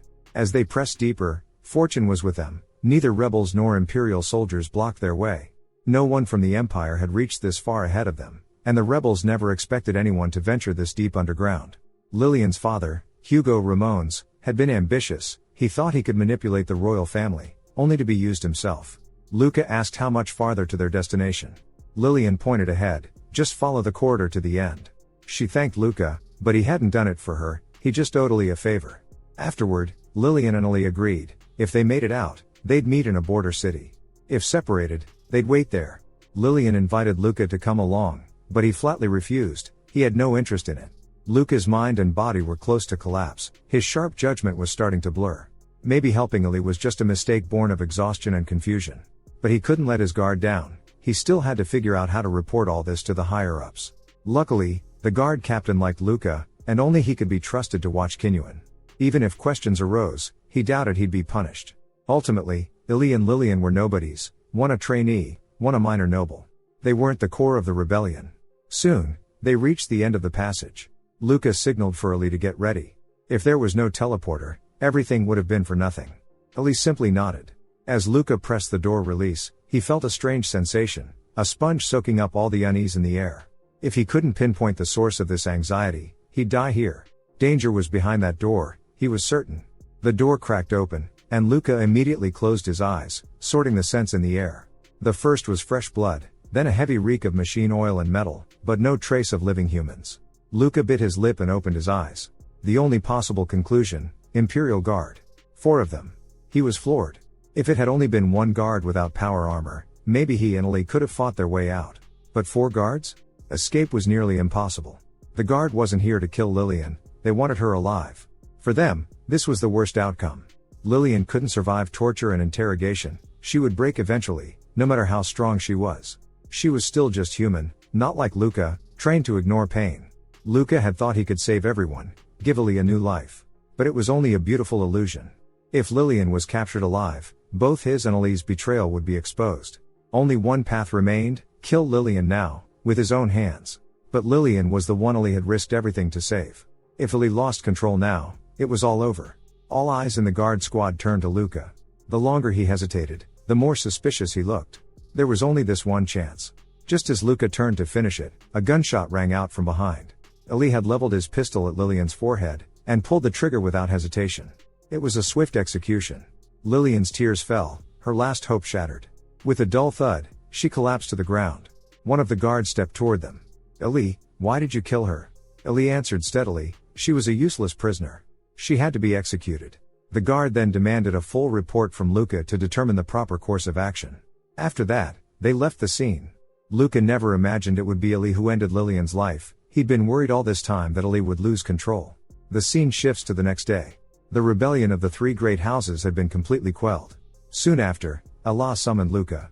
Well done, Squad 21 Captain Luca. Kodrak speaks very highly of you, especially your combat skills. In his eyes, you're the best squad leader around. However, he also pointed out you still struggle to build trust with your subordinates. That's something you could learn from Kinyuan. Allah continued, you reached the lowest level with Lillian as your guide, and executed her after retrieving the spatial transfer device. Why did you choose Lillian as your guide? Luca stood straight, his expression calm. Because Lillian was the weakest fighter in the Ramones family. On a battlefield full of variables, she was the easiest to control. Allah nodded, an entirely reasonable answer. But he still had doubts. Luca decided to take the initiative, even if it bordered on insolence. Sometimes, that was the best choice. Are you asking about my relationship with Lillian? It's not just you. Both you and Ali had contact with her. Luca clenched his fists. Ali and I are both exceptional. Even if we had personal dealings with Lillian, we would never jeopardize the mission for her. Surely you, Captain, know that better than anyone. And to be honest, I wanted to give Lillian a sliver of hope. I'm not made of stone. After guiding us, she believed she might survive. That's the least we could do for her. A lie laced with just enough truth was always more convincing. That's exactly what Luca was telling now. The captain listened and smiled, satisfied. That was enough to close the matter. Just as Luca turned to leave, Allah called after him. By the way, the Ramones family put up more resistance than expected. Ali's squad was wiped out. Luca forced himself to remain calm. It was all in his report. The squad had been ambushed by the Ramones family during a pursuit and wiped out. He had no reason to be nervous. But he couldn't figure out what Allah was probing for. Sweat threatened at his brow. If I'd been in his place, I would have found a way to save my team. Looks like I'll be taking top honors this time. The guard captain laughed heartily at Luca's words. I look forward to seeing what you'll do next. For days after returning, Luca's nerves stayed taut, never relaxing. Scenes and faces flickered through his mind. The border city, Lillian's chosen escape, she never made it out, dying at Ali's hand. At the time, Luca couldn't even bear to look at her face. Ali killed Lillian because Luca was there. Otherwise, he might have died with her. Twists and turns aside, Luca had managed to save Ali. Back in the capital, Ukbrin, they underwent repairs and rest. For their achievements, they were awarded the 7th Class Crossed Swords Medal, an honor given only to Luca and Ali among all the Imperial Guard cadets. 2 days later, Luca called Ali behind the dormitory. I never thought you'd kill Lillian. I thought you'd charge the guards in despair. Ali replied quietly, if you hadn't been there, I definitely would have. Just as Luca expected, Ali hadn't killed her out of fear for his own life. You should quit. You're not cut out to be a soldier. Luca frowned, recalling that day. Because of his feelings, Ali had gotten his squad killed. As long as you don't kill me here, my family will get me into the guard, no matter what. Luca punched him in the stomach, knocking the metal off his chest. Ali clutched his ribs and doubled over against the wall, the blow fracturing his ribs. Get a mechanical replacement if it's broken. Don't play the victim. Ali slid down the wall and buried his face in his knees. It's a joke that I even got this medal. He started to regret not training harder. Luca stayed silent. Because even if he had, the outcome wouldn't have changed. Ali was no cold-blooded killer. The guilt of killing his own squad haunted him. Despite all his efforts, he still couldn't save Lillian. He wouldn't last long. Whether it was his outlook or fate, he truly didn't belong in this empire. On the way back, Ali planned to take leave and return home. Luca didn't ask why, he just sensed Ali had made up his mind. After a moment's hesitation, Luca finally voiced the question that had haunted him. How could Lillian smile after losing her entire family? Ali gazed at the sunset and finally spoke. Lillian Ramones was betrothed from birth. Her fiancé was more than 30 years her senior, demanded an enormous dowry, and set the most degrading conditions. He sent photos, videos, even daily records of his late wife, and required Lillian to be molded into her exact image. Looks, voice, mannerisms, even her name were to be copied. Luca frowned, unable to grasp it. That's disgusting. For the first time, he felt the horror of desire and power combined. From the moment she was born, Lillian was doomed to suffer. Ellie nodded. Only Claude ever pitied her. Luca was still puzzled. Then why did you two try to set me up with Lillian? Ellie laughed, covering his face. You really didn't know? That was my idea. I told Claude you were the guard captain's illegitimate son. That's why he encouraged you to get together with Lillian. Luca was stunned. He'd actually believed such a ridiculous lie. Honestly, anyone could see the guard captain treated you differently. If you really were his son, rising from a double-digit orphanage to the guard would make perfect sense. The captain is from the Custoria family. If he approved your marriage to Lillian, she might have been freed. Now Luca just felt sick. Eli was a friend, but no saint. He'd use anyone when it suited him, and lie without hesitation. He'd killed his own men, and fooled Luca, too. The irony was, Luca still chose to trust him. The scene shifted. Luca went to visit Kinyuan. Our war hero finally graces us.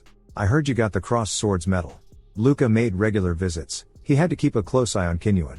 Kinyuan understood he was only following the orders of the High Command. It's just a 7th class medal anyone could get. Nowhere near your record, Instructor.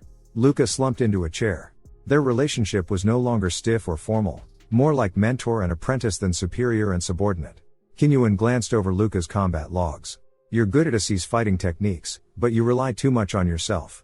As a commander, that's a weakness. Your subordinates probably don't listen to you. But to Luca, they were all good soldiers. Even with an unfamiliar squad leader, they'd follow orders without hesitation. Kinyuan stroked his chin, thinking, you're too soft-hearted as a commander. You'd rather take the risk yourself than put your team in danger. To Luca, that was how you preserved fighting strength. But Kinyuan dismissed the idea. The more battles you fight, the heavier the mental toll. If you don't learn to manage that, it'll undermine your core skill, decision-making. You've wasted resources you could have saved, all to protect your team. Luca frowned. Are you saying I should just sacrifice my squad? Kinyuan shook his head, not to throw them away, but to make them willing to risk themselves for you. Kinyuan tapped the table, summoning up images of Gilda and Gabriel. Those two would help you without hesitation. Luca knew, he'd help them himself. But Kinyuan pointed out that wasn't nearly enough. In real danger, they might still betray you. You need to build deeper bonds, like family, like friends, but keep a certain distance. Get too close, and you'll never be able to sacrifice them. Kinyuan's words sent a chill through Luca. He said so directly. But Kinyuan didn't think he was wrong. In fact, that was what he liked about Luca. The key is to accept others' feelings, but never give too much of your own. That's the trick to being in control. Luca asked, but what if I can't handle the guilt of losing my men? The remorse, the shame? Kinyuan's reply was flat, then you'll have to get used to it. Otherwise, you'll never surpass anyone, only ever be surpassed. Luca nodded. The issue wasn't whether he could accept it, but whether he could face reality. He bid Kinyuan goodbye, and hurried off to the guard captain's summons. He was being sent to a new place, Krathia Academy. Although Luca refused at first, Allah wouldn't hear it. You've never experienced noble society. This is your chance, if you really want to become a Custoria. Luca had no choice but to accept.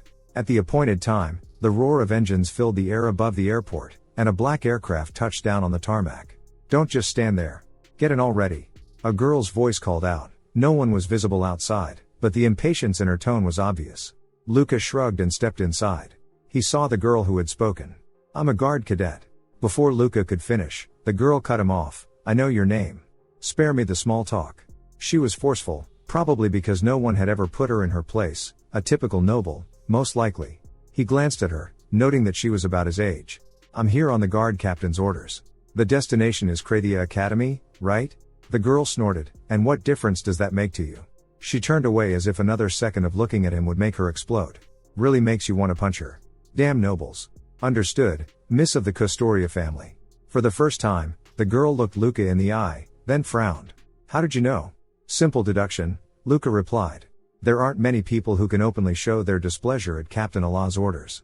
She hesitated, wondering if Luca had seen through her identity from the start. Maybe this really was the guard captain's daughter. Even if Luca was wrong, the worst that could happen was a little embarrassment. Luckily, he'd guessed right this time. She seemed a bit intrigued by Luca's perceptiveness, and her attitude softened a little. I'm Giselle Castoria. My father sent me to be your guide. But don't act like you can see right through me, I hate that. Luca was suddenly reminded of Lillian. Compared to Giselle, Lillian's manners had been much better. Luca honestly didn't know why he had to be so deferential. He wasn't doing any of this to curry favor with the high and mighty. His assignment at the academy wasn't for their approval, but to escape his old life. Luca was sure Allah understood how he felt. Better to die than fawn over someone who despised him. Let's just do our jobs. You lead, I'll follow. Is that good enough? Giselle seemed surprised by Luca's tone, staring at him for a few seconds, then bit her lip in frustration and turned away in silence. She really makes you want to break her nose. And I don't mean that figuratively. Luca crossed his arms and looked out the window. Before he knew it, they'd arrived at Krathia Academy. No matter how proud the young lady, she wouldn't dare cross her formidable father face to face. All she could do was grumble while silently carrying out her duties as his guide. They passed up a flight of steps, and a towering statue of the first emperor came into view, with the inscription, Protector of Humanity, Dino Krathia. Luca had only seen Krathia Academy in the media before. This was his first time really experiencing its atmosphere. As soon as he entered, he noticed the stairs directed his way. Passing students eyed him with curiosity and suspicion. All of them were equipped with high-end mechanical bodies. Luca thought it a waste to lavish such resources on these pampered kids. Just then, Giselle called out to him, "Don't you have a lavender uniform?" She sounded a bit flustered. Her father had never told her Luca wouldn't have one. Her reaction amused Luca. At that moment, a student noticed them. Soon, Luca heard someone call his name. It was another new guard cadet, Felix Eigen. The Eigen family was a well-known noble house as well. Giselle seemed to recognize Felix and let them talk without interruption. She agreed to give them a moment to catch up. Felix threw an arm around Luca's shoulder. "The captain really has a soft spot for you. Lately he doesn't even hide it, he even sent his own daughter to escort you." Luca gave a faint smile. "She's a pain. If we weren't here, I'd have decked her by now." Felix burst out laughing. "Well, the captain has to love his own daughter, right? Maybe he's thinking of making you his son-in-law." Luca thought, even if that were true, he couldn't handle someone like Giselle. Their personalities would clash and any romance would be doomed.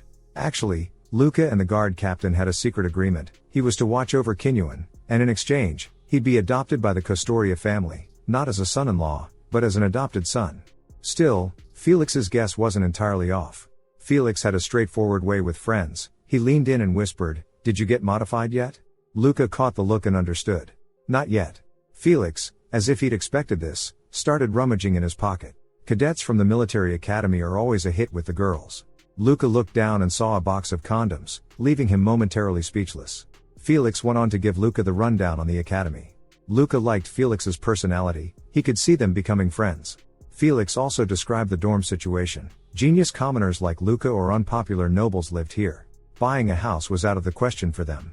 So, even at the academy, the class system endured. With Giselle leading the way, Luca soon reached the dormitory. A robot came down to greet him. Was this really the place for commoners and fallen nobles? No wonder it was called the best academy. It wasn't a place for soldiers, but a gathering ground for the brilliant. Luca sat on the sofa, beginning to meditate. It was nothing like what he'd imagined. After showing him to his room, Giselle exchanged contact info with him. She was clearly a bit put out, but orders were orders. Luca figured she wasn't just some spoiled rich kid. As she left, Giselle gave him some advice: stay away from the dorm leader. She's the craziest person in the whole school. Just then, the doorbell rang. A girl a full head shorter than Luca appeared, flustered. "Hello, I'm the dorm leader." Luca was a little surprised and scratched his neck awkwardly. "I'm Luca, the new guard cadet." He glanced over her clothes. The cuffs were frayed, her outfit worn thin. No family name, she wasn't a noble. Luca saw nothing even remotely crazy about her. Maybe Giselle just didn't like people from the lower rungs. The girl looked a little shy. "Nice to meet you, Mr. Luca. I'm Barbara." Luca waved off the formalities. He was from the bottom, too. "You're the dorm leader now." "That's not nothing." Barbara smiled, a bit flustered. Luca guessed she'd worked hard to get this far, just like him. "I'll give you a dorm tour, Luca. It's the dorm leader's job, you can't refuse." Barbara led the way, her red gold hair still beaded with water. She must have showered right after class. Luca figured she must value her time. But with Assis, he sensed something a little off, though if Barbara was just diligent, that would explain it. After changing into his academy uniform, Luca found Giselle already waiting for him beneath the classroom building. Allah had arranged for Giselle to attend classes with him. If Giselle kept up her usual attitude, Luca thought he might lose his mind. Just as they were about to leave, a voice made Giselle stiffen. "It's been a while since we talked, Giselle." Giselle narrowed her eyes, her tone icy. "Get out of my sight. Right now." Barbara shrank back, whispering, "I just wanted to say hi. You're always avoiding me." Giselle spun on her heel, and strode up to Barbara. "Hello, Barbara. And goodbye. Happy now? Leave, I have nothing to say to you." With that, Giselle turned and walked off. After all, Luca couldn't be late for his first class. Luca noticed that Giselle seemed to have some bad blood with Barbara. The way she treated Barbara wasn't much better than how she treated him. But Luca was puzzled. How had someone with Barbara's timid personality become dorm leader? He couldn't figure it out. His curiosity about their relationship grew, so he asked Giselle directly, "How much do you know about Barbara?" Giselle replied curtly, "I just know her face. We enrolled the same year." "You don't like Barbara?" That seemed to strike a nerve. Giselle suddenly stopped. Barbara is the craziest lunatic at Krathia Academy. Yet Barbara kept trying to get close to her. While the situation was almost entertaining, Luca had no intention of getting involved. He just wanted to survive 2 months, become a noble, and never worry about these rumors again. The classes were a bore, which only made Luca more curious about Giselle and Barbara's history. Nothing here truly interested him. Everything was tailored for nobles. Even Felix didn't want to spar with him. He knew he'd lose. All Luca wanted now was a fight. If he didn't vent soon, he'd start to rust. Maybe it was the years of boot camp. His head was filled with nothing but war and weapons. Anyone would do, even just a shouting match would help. That was when a voice broke his train of thought. "You've been following Giselle around all week. What's your deal with her?" Luca hadn't expected someone to pick a fight for him. "You like Giselle or something?" Seeing the guy's reaction, the answer was obvious. Who'd have thought that Pain was actually popular? The guy swung at Luca, but Luca easily brushed him aside. Honestly, Luca felt a little let down. He barely had to use any force. He told the guy he had zero interest in Giselle. Soon, the two of them sat down to chat. Luca wanted to dig up some info about Barbara and Giselle. Enrico's answer was odd. "They call her the witch. No one here likes her. Anyone who gets close to her ends up caught in some robot accident. In 3 years, there've been 5 incidents. Everyone calls it Barbara's curse." Luca was surprised. The odds seemed insane. It felt more like someone was manipulating things from the shadows. Enrico nodded. "That's what everyone thought at first, but there's never been any sign of tampering or evidence. The only thing in common is that every victim was close to Barbara." He also told Luca that Barbara had become dorm leader not because she was capable, but because no one else wanted the headache. Just then, Enrico pointed out 3 girls nearby, who had blocked Barbara's path. One girl dumped the contents of her water cup on Barbara. "Sorry, Barbara, but I'll wash your clothes for you. Right here. In fact, why don't you take them off now?" Barbara said it wasn't necessary. She could change herself. The lead girl sneered. "Did I hear that right? Barbara, you're refusing my kindness? Come on, take it off. I'll make it cleaner than new." Faced with the bullying, Barbara squeezed her eyes shut, her hands trembling as she undid the tie on her clothes. Normally, Luca wouldn't have gotten involved. He didn't like helping people who wouldn't help themselves. So that explained why Barbara's hair had been wet earlier. Luca spun his knife in his hand. "But you're in luck, Barbara." He flicked the knife. The blade sliced clean through the empty cup in the girl's hand. She screamed, and when she saw Luca, her eyes went wide with fear. They all knew he was a transfer from the guards. "If you don't leave, my fist will be the next thing to hit you. I don't hold back." The girl slunk away, defeated. Barbara called after Luca, and thanked him. Her face was bright red, her gaze flustered. Luca allowed himself a faint smile. So now, he figured, he was close enough to Barbara to be targeted by a rogue robot too. Cut to Enrico, panting, panic written all over his face. "That girl's name is Calessa Kano. You picked the wrong fight." Luca's attention sharpened. "Her family doesn't have much pull, do they?" Enrico shook his head. "That's just on the surface. The Kano family's got deep ties to the underworld, runs gangs behind the scenes, and makes money on illegal trades. They're probably already digging into your background." Luca waved it off. "I grew up in an orphanage, no family to threaten." Enrico added, "Calessa holds a grudge. Her boyfriend died because of Barbara's curse." Luca nodded, surprised by just how tangled these grudges were. Just then, a new voice interrupted them. Luca turned to see Giselle. He told Enrico to go say hi. "You like her, don't you?" Enrico faltered, finally just saying, "Say hello for me." Then he hurried off. Luca smiled. "See? I've got friends now. Enrico's a decent guy." But Giselle looked cold all over, convinced Enrico was always lurking nearby, watching her. Luca saw it and thought, Enrico didn't stand a chance. The scene shifts. Luca receives a summons from Gid. Someone had reported him for injuring a student with a knife. As Luca expected, the former Imperial Guard simply brushed the matter aside. You're like a wolf that's wandered into a flock of sheep. These students aren't here to fight. Luca nodded. But they all act like wolves never bite sheep. Gid burst out laughing. You think they're just sheep, but some of them are monsters in disguise, more dangerous than wolves. Luca accepted the knife Gid handed back to him. I'll remember that. Gid just smiled, as if everything was under control. He understood that Luca was never meant for a quiet life. Compared to boredom, Luca much preferred hunting monsters. Leaving the office, Luca deliberately headed for the deserted gym and storage buildings. Everyone knew he'd helped Barbara. If the rumors were true, a rogue robot would be coming for him soon. Luca stopped in the middle of a grove. 3 figures emerged, surrounding him. You're Luca, right? Judging by their looks, Luca pegged them as academy thugs. Kalesa sent a message, the Kano family always gets payback. You wouldn't run whining to a teacher just because some regular students rough you up, would you? You're a guard cadet, after all. The 3 sneered. This is your last chance. Transfer student, go kneel and apologize to Kalesa. She says she'll let you off if you do. But Luca wasn't afraid at all. The muscle-bound one gritted his teeth, a silent signal to switch to combat mode. A hum of power vibrated through Luca's limbs. His prosthetics were more than ready for action. This was just what he'd hoped for. But just then, an infrared beam swept across them, locking on. A patrol robot had found them and issued a warning. The lead thug broke into a sweat. He wondered if their intel was wrong. Patrol bots weren't supposed to be here at this hour. He decided to let Luca go for now. The robot mechanically repeated its offer for assistance, its voice crackling with static, its movements not quite right. Just then, one of the boys reached out and shoved the robot aside. The robot stumbled, and its odd reaction made the boy step back, alarmed. Before anyone could react, the robot's arm shot out, its iron fist smashing into the boy's face. The kid's head burst apart like a prop in a cheap play. The others stood there, frozen in shock. The ringleader who'd taunted Luca started to shake. The robot crouched, tensed, and lunged at another student. It was about to strike when Luca kicked it away. After all, if everyone died here, he'd be the one to take the blame. The robot's casing was already damaged. The remaining thugs gaped in terror, pointing at the robot. It's Barbara's curse. The witch's curse is real. Luca clicked his tongue, hard to believe Krathia's star students bought into that nonsense. But he didn't. He walked straight toward the robot.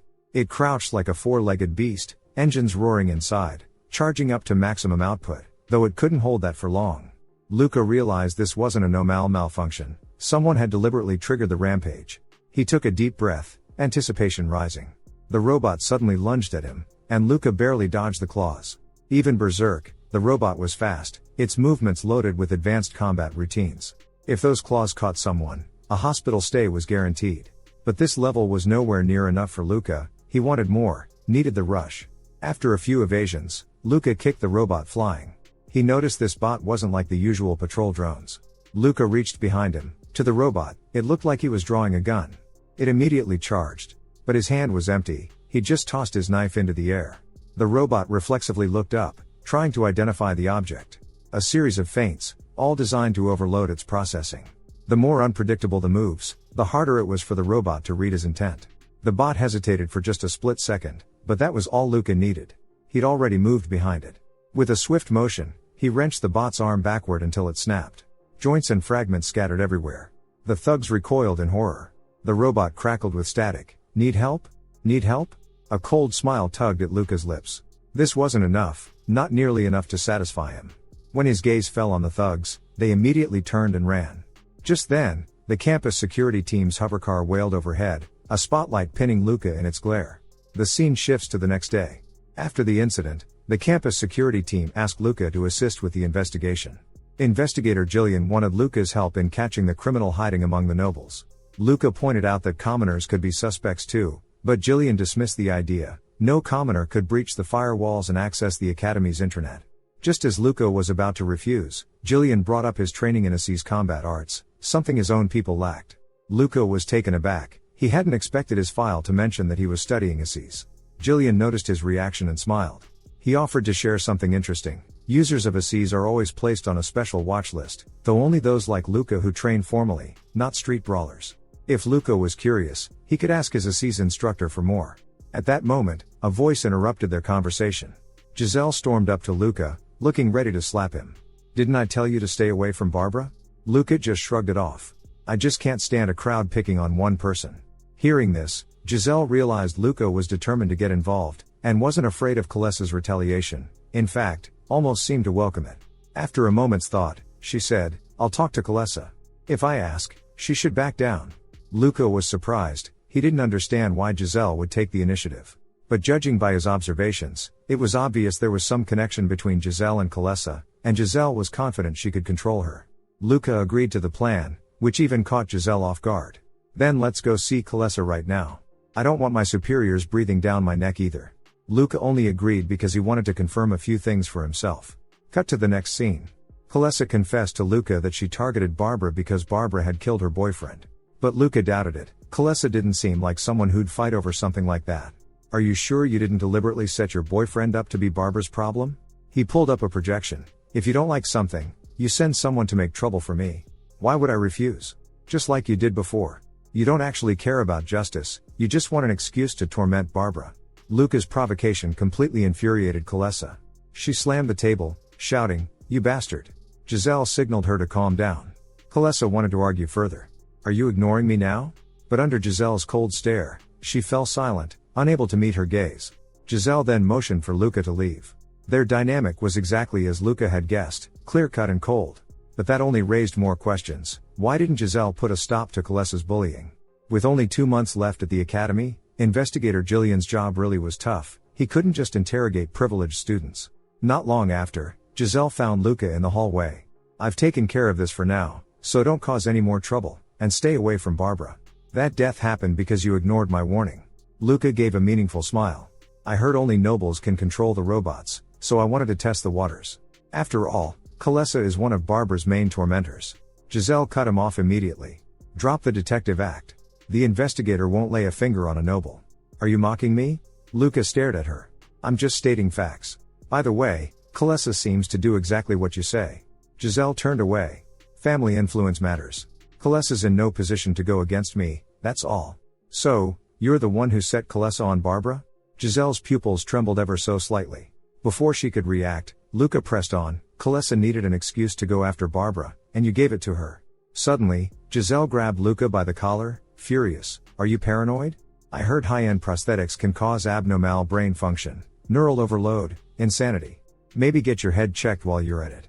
After those angry words, Giselle quickly realized she'd lost her composure, and left with a cold warning for Luca not to stir up more trouble. But in Luca's mind, Giselle was now the most suspicious person here, even if something about the whole thing still felt off. Why did Giselle seem so afraid? The scene shifted to lunchtime. A girl with orange gold hair sat down next to Luca, and Barbara handed him a lunchbox. Luca looked confused. Barbara, thank you, but what's this for? Barbara looked shy. You helped me, and maybe got caught up in a robot attack because of it. I'm just glad you're okay. While you're here, can I make lunch for you?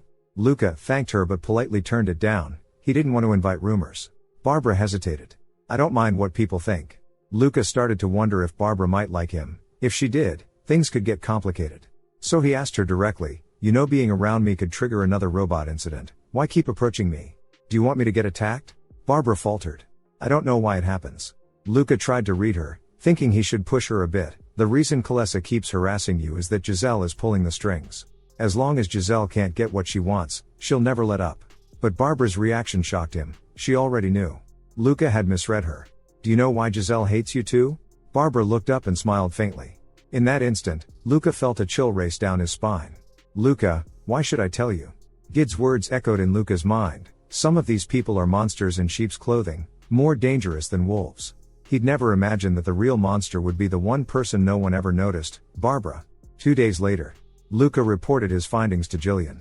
Kalessa had deliberately pushed her boyfriend toward Barbara, just to find an excuse to torment her. Jillian agreed. Looks like bringing you in was the right call. Luca then asked, are you able to keep investigating? Jillian shrugged. I can handle 1 or 2 suspects, but if I arrest the wrong person, I can't take the fall. Luca was surprised by Jillian's sense of responsibility. Didn't expect you to be so conscientious. Jillian laughed and shook his head. I'm just interested in putting away the one who thinks they can slip through the cracks. Next, Luca asked if Jillian had looked into Barbara. Jillian was puzzled. She's just a regular student. To breach the Academy's firewall and hack into the intranet to control the robots? That's basically impossible. Luca pressed, why were nobles more suspicious?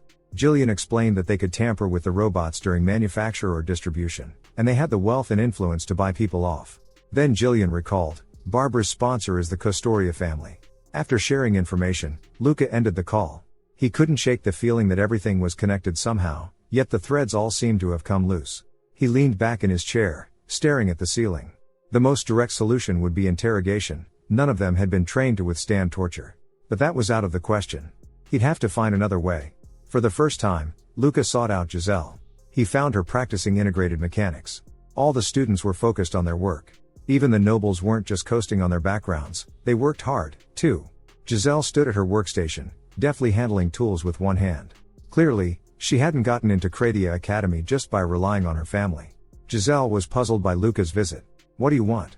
She asked, pausing for a drink. Missed you, Luca joked with a crooked smile. Giselle nearly spat out her water. Are you crazy?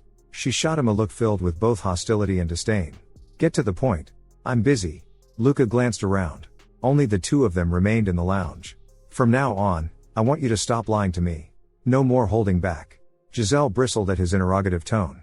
I officially accepted the campus security team's request. I'm a soldier, I follow orders. The Imperial Guard asked me to cooperate, so I have no choice. The mention of the Imperial Guard silenced Giselle. I hate to say it, but let me remind you, I'm the Imperial Guard captain's daughter. It was a naked display of status, but Luca wasn't fazed. Are you trying to drive Barbara out? Is that why you're targeting her? I found out the Kostoria family is Barbara's sponsor. Giselle's emotions flared. You know I was the second victim of the curse, right? Isn't that reason enough to hate Barbara? We used to be friends. But Luca thought, if they really were friends, how could things have soured so completely over this?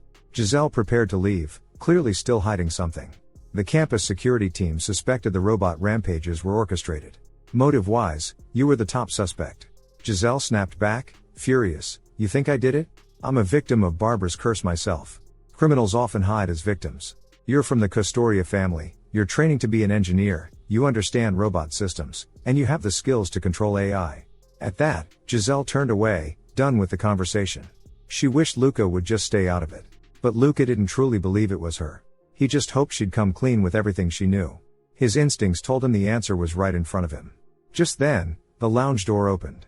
Luca fell silent. Barbara stood in the doorway, holding a lunchbox. Luca, I've been looking for you. You weren't in your usual spot. Barbara's beaming smile felt like mockery to Luca. He wondered how she'd found him. If he'd been tailed, he should have noticed. Had he missed something? Why did Barbara always look so helpless, yet, in front of Giselle, who was really pulling the strings? Luca fought the urge to lock the door. If he had 10 minutes alone, he could get the truth out of Barbara. He struggled to suppress the impulse to grab her by the back of the neck. Enough with the act, Barbara. You're really starting to get on my nerves. Barbara's eyes widened in shock, tears glimmering. Luca, why would you say that? I like you, and you saved me. If there's been a misunderstanding, we can talk it out. Luca just felt sick. He hurled his chair at her. Giselle gestured for Luca to calm down. Up until now, this was all just a way to kill time. But from now on, I'm serious. Barbara, do you think I'm an idiot? Barbara covered her face, making it impossible to tell if she was frightened or thrilled. She cocked her head at them, forcing a smile. I really don't know what you're talking about. Giselle's face froze, shoulders trembling, fear winding around her like a snake. Barbara skipped over to the tense Giselle, looking for all the world like a carefree little girl. She stopped at the table and set down the food. I'll just leave your lunch here. Enjoy. With that, she turned and left, humming a tune. All the while, Giselle was still paralyzed by fear. Barbara brushed her hand lightly across Giselle's knuckles. Giselle, it was nice seeing you. Goodbye. In that moment, Giselle was like a lamb awaiting slaughter, and Barbara the monster from the abyss. Under Luca's watchful gaze, Barbara hummed her way out the door. The lounge fell silent again. Giselle slumped to the floor, drained.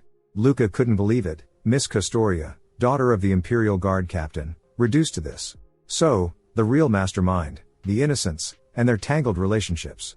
Luca called Giselle's name. She covered her face. Don't ask anything else. Just get through this time quietly, then leave the academy. Please, Luca. There was no hostility or closeness in her voice now, only a simple, heartfelt plea. A few days later, the scene shifts again. Since the incident, Giselle had been avoiding Luca. That day, Luca reported the whole truth to Allah. Things were spiraling out of control. But Allah's response caught Luca off guard. He gave Luca full authority to handle the situation himself. Luca was confused. If the guard intervened officially, the truth would be uncovered in no time. But Allah only wanted to intervene indirectly, using Luca as his proxy, choosing instead to wait and see. And this case involved the guard captain's own daughter. A picture formed in Luca's mind, someone pulling the strings from behind the scenes, and he was just a piece on the chessboard. Such was a soldier's fate. But he was angry about it. Sure enough, Giselle still wouldn't answer his calls. Barbara's curse, the gnawing sense that all this was Barbara's own performance. As Jillian had said, it was nearly impossible for someone of Barbara's background to control the robots alone. Luca's mind raced, piecing together fragments from every angle, testing every possibility, filtering out the most logical hypothesis. After countless iterations, the tangled clues finally began to unravel. In the end, only one answer remained: Giselle and Barbara had worked together to cause the robot rampages. But first, Luca had to find Giselle. He contacted Enrico. "Could you put in a good word for me with Giselle?" Enrico smiled nervously. "Of course." Soon, Enrico managed to get Giselle to meet. I like you, Miss Giselle." Giselle frowned. "Let me be clear. I'm not interested in you. In fact, your presence makes me uncomfortable. Please don't show up around me again." Enrico was stunned, then ran out of the garden in tears. Luca hadn't expected Giselle to be so ruthless. "If Enrico ever needs my help in the future, I won't turn my back on him. I do have some conscience, after all." Giselle started to leave the garden. As Enrico disappeared, Luca stepped out. Giselle scowled the instant she saw him, immediately realizing this was all Luca's doing. She couldn't stand the harassment, and was about to go to her father, but Luca's next words hit her like a blow. He'd already told the guard captain everything. "You actually told my father?" Giselle's reaction was even more intense than he'd expected. She spun in circles, flustered and panicked. Clearly, her fear of Barbara had long since taken root. Giselle rushed up and grabbed Luca by the collar. "Everything I worked for, you've ruined it.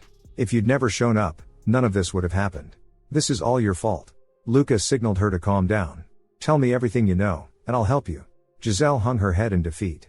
"This is a family matter. You're just a student, don't get involved. What if I became part of the Custoria family?" Giselle looked up, eyes brimming with tears. "What did you just say?" "I'm just a guard cadet, but it's strange, isn't it, someone like you coming to me for help? I'm considered a rare talent among the students, and I've recently received a medal for merit. The guard captain values me highly. If I'm adopted into the Custoria family, my status won't be low. Whatever you're facing, I'll support you. Solving this will only help my chances of becoming the captain's adopted son. With shared interests, we can trust each other." Giselle was so agitated she could barely breathe, her body trembling with nerves, nearly unable to stand. After a long hesitation, she finally spoke. "I was the one who controlled the patrol robots. Barbara's curse, I created it." Giselle finally confessed everything. Her entanglement with Barbara had started 3 years ago. Barbara was Giselle's first real friend, not just an acquaintance, but a true friend. Barbara was sociable, always smiling, her unique cheerfulness utterly captivating to Giselle. At that time, a boy was pursuing Barbara. Barbara, with her outgoing nature and sweet smile, was popular. Giselle thought Barbara wasn't interested in him, but Barbara confided that she liked him. Not wanting to lose her only friend, Giselle decided to play a prank on the boy. She built a fake robot to spook him. She recorded a message in the robot, telling him to stay away from Barbara, and even chased him through the halls at night. Unexpectedly, the boy fell, suffered a severe head injury, and eventually had to leave school because of the aftereffects. As the incident escalated, an investigation followed. Barbara was the first to realize Giselle was behind it. After all, Giselle was always building robots in front of her. Things had spiraled out of control. Barbara then suggested a solution. She told Giselle to pretend to be a victim as well, so no one would suspect her. That's how Giselle became the second victim. Barbara gave her a chip to install on the robot. Technically, an external input shouldn't have affected the AI. But after that, the robot started attacking Giselle too, suffering serious malfunctions. She almost became a real victim herself. Giselle bit her lip. From that moment, Barbara began behaving strangely, making odd demands. For the perfect crime, Giselle was told, she had to isolate Barbara from everyone at school, and was instructed to regularly create new victims. Seen from the outside, Giselle had fallen into Barbara's trap. Barbara deliberately led her on, turning a situation that could have ended peacefully into one that left Giselle utterly at her mercy. Just then, Giselle's terminal crackled with static. Despite its high security, it had been hacked. "Our secret, you told him. Traitor Giselle." But my darling Giselle. Luca pricked up his ears. It wasn't just the voice from the terminal, there was also the faint whir of rotors outside. Every instinct and sense screamed at him. They had to leave, immediately. Suddenly, a gunshot rang out. Luca grabbed Giselle, rolling with her behind the nearest stone pillar. Damn it, that's the soft pop of a silenced round. He looked down, there was a finger-sized hole in his side. He had to stop the bleeding immediately. Tearing his jacket to make a bandage, he wrapped the wound. From the sound just now, Luca guessed the attacker was a drone. If he could move at full speed, he might escape, but that would only make the wound worse. He had nothing left but a small knife. With the silencer, no one nearby seemed to notice the shots. Now, escape was up to him alone. I'm going to break that bastard's nose. Damn it. Only then did Giselle snap back to her senses. You're hurt? Does getting shot not hurt for the guard? Luca was caught off guard, a beat too slow, she really was panicking. Then the drone opened fire again, raking them with bullets. But Luca couldn't return fire, since he still couldn't pinpoint the drone's location. At that moment, he noticed Giselle's makeup. Most girls carried a compact mirror. He asked if she had one, luckily he guessed right. Using the mirror, Luca caught the reflection, finally spotting the drone, matte black, almost invisible in the night. He spun out from behind the marble pillar, using the torque to hurl his knife like a throwing blade. A flash of silver streaked through the dark, the knife flew like a missile, striking the drone dead on. It tumbled out of the sky like a wounded bird, spraying gunfire wildly as it fell. Luca ducked behind another column. He hadn't expected his own equipment to malfunction. His screen flickered, then flashed an error. He turned to Giselle, her device was failing too, both network and communications dead. Then, static erupted from Giselle's terminal. Giselle, I wanted to protect you. Why did you betray me? And Luca, I like you, so I hope you'll despise me even more. Luca snatched the terminal from her, crushing it in his fist. The pieces fell from his hand like dust. No need to listen to a lunatic's ramblings. He said nothing more. After all, Giselle was the guard captain's daughter, and he was just a commoner. He couldn't afford to say too much. Someone far above was pulling the strings. Luca decided to get Giselle out and find somewhere safe. But as soon as they reached the garden entrance, he spotted a familiar figure. Felix, was this an order from above? Felix nodded. Looks like you're getting special treatment again. I didn't get a whiff of this operation beforehand. Giselle could hardly accept it. So this is all my father's doing? For Luca and Felix, as soldiers, being used up like pawns was nothing new. But for Giselle, realizing even her own father saw her as expendable, it was enough to break anyone. Her reaction was only natural. Meanwhile, Felix noticed Luca's wound. Luca managed a bitter smile. If he didn't get treatment soon, he'd be a corpse by morning. Felix kept the knife for himself, but handed his gun to the injured Luca. He pulled out his terminal, ready to report to command. At that moment, a bullet shattered Felix's terminal, cutting off their communication, and took his right hand with it. Seeing this, the three immediately split up, pressing against the garden wall for cover. Gunfire echoed nearby, but Luca felt nothing, a drone so advanced that even Imperial Guard trainees couldn't sense it. Barbara's skills weren't nearly enough to build something like that. Which meant, this wasn't Barbara's doing. Just then, a mechanical voice rang out. If I'd aimed for your heads, you'd all be dead already. Luca and Felix exchanged quick hand signals, shifting their plan instantly. While Luca talked to the attacker, Felix slipped silently around behind. The ambush was set in seconds. Felix took off his shoes, moving soundlessly. You know who we are and still want to chat? The attacker laughed. Of course. You're those adorable guard cadets, aren't you? Enough talk. Hand over Giselle Castoria. You're soldiers, you know what I mean. The word sent a chill down Luca's spine. The attacker had already sensed Felix flanking him. Luca was about to provide cover, but heard the crack of splintering bone. The enemy had Felix by the throat, outfitted in a combat suit with active camouflage. No wonder they hadn't sensed him before. Felix was subdued effortlessly, the attacker was at least guard level. This was going to be tricky. Giselle clung tightly to Luca's hand. He shook her off at once. When I move, run for your life. Don't look back. I'll hold him off as long as I can. She started to protest, but Luca clamped a hand over her mouth. No time for arguments. Just do as I say. As soon as Giselle started running, Luca hurled himself out, firing at the enemy. He was fast, but his bullets were still too slow. The attacker fixed his gaze on Luca. I have no desire to kill two juniors in one night. Junior, the word threw Luca for a split second. The next instant, the enemy was behind him. Luca crossed his arms to block a kick. So he was a former Imperial Guard, no wonder his fighting style was so sharp. In a life or death fight like this, it was pathetic that his mind could still wander. The enemy clearly wanted to take Luca out first, believing Giselle would be easy to catch afterward. Instinct screamed at Luca, fight head on and he'd die for sure. He had to find another way. Assi's combat was all about extreme, almost self-destructive analysis and perception, expanding the senses, mastering every detail of the battlefield. Luca's movements wasted not a single motion. He spotted Felix's fallen sword, then flung his pistol like a boomerang behind him. The ricochet knocked the sword toward him. Luca snatched it out of the air and slashed at the enemy. The attacker cried out, "You're an Assis fighter, aren't you?" Luca's brow furrowed. How did he know? As Luca landed, the man swung his blade in a heavy arc. Luca barely blocked with his sword, but his lower body was left wide open. He realized, the man was pulling his punches. If he wanted Luca dead, it would be over already. The man admired Luca's Assis technique. "Stand down, kid. I don't want to kill you. If you knew who I was, your superiors wouldn't give you a hard time. The guard doesn't want to waste your lives." Luca had a good idea who he was facing now. Anti-Empire terrorists.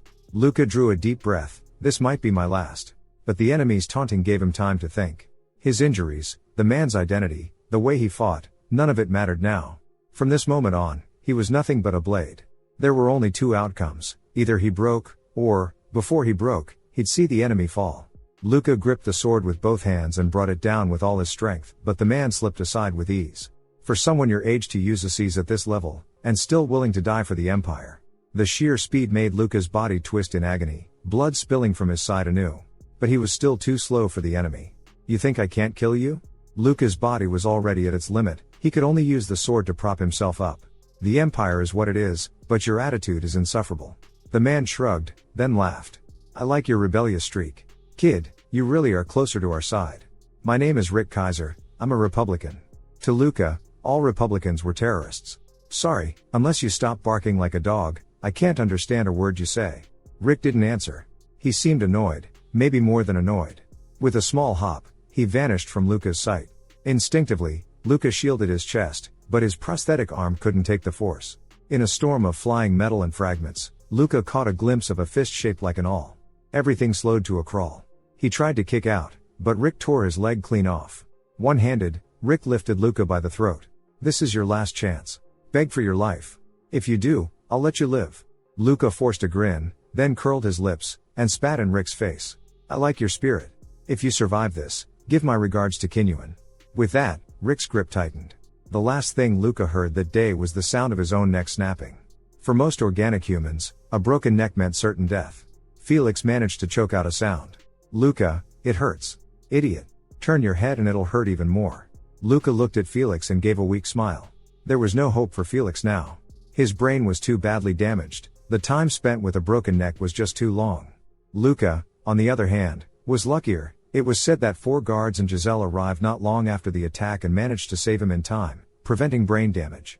Without that intervention, he probably wouldn't have survived. At that moment, the door opened. Captain Allah of the guard entered the room.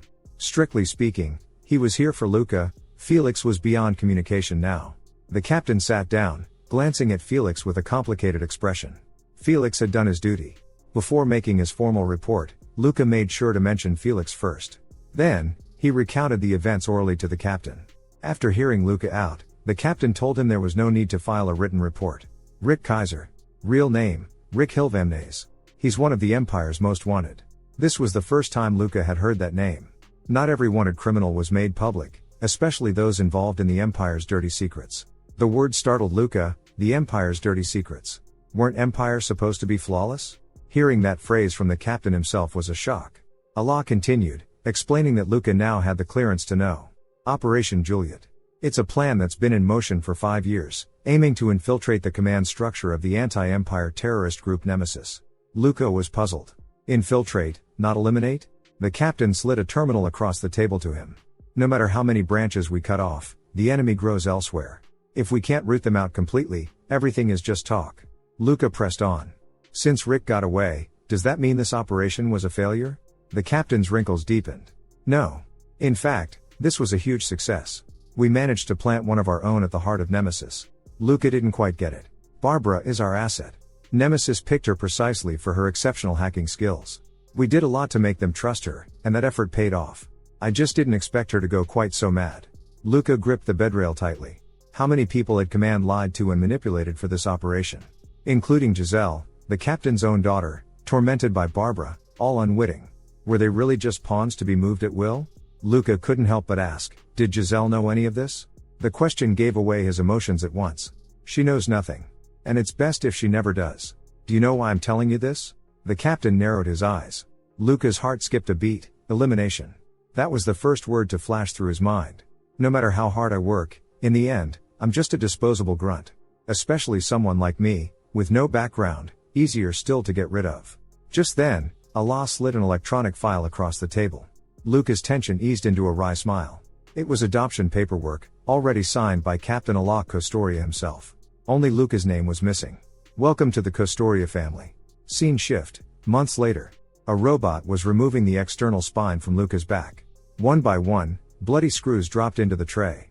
He'd almost spent his whole life with that spinal prosthesis. Luca got up and put on his academy jacket. Felix was still lying in bed, neck brace in place. He called Luca's name, voice thin and ragged. You're leaving?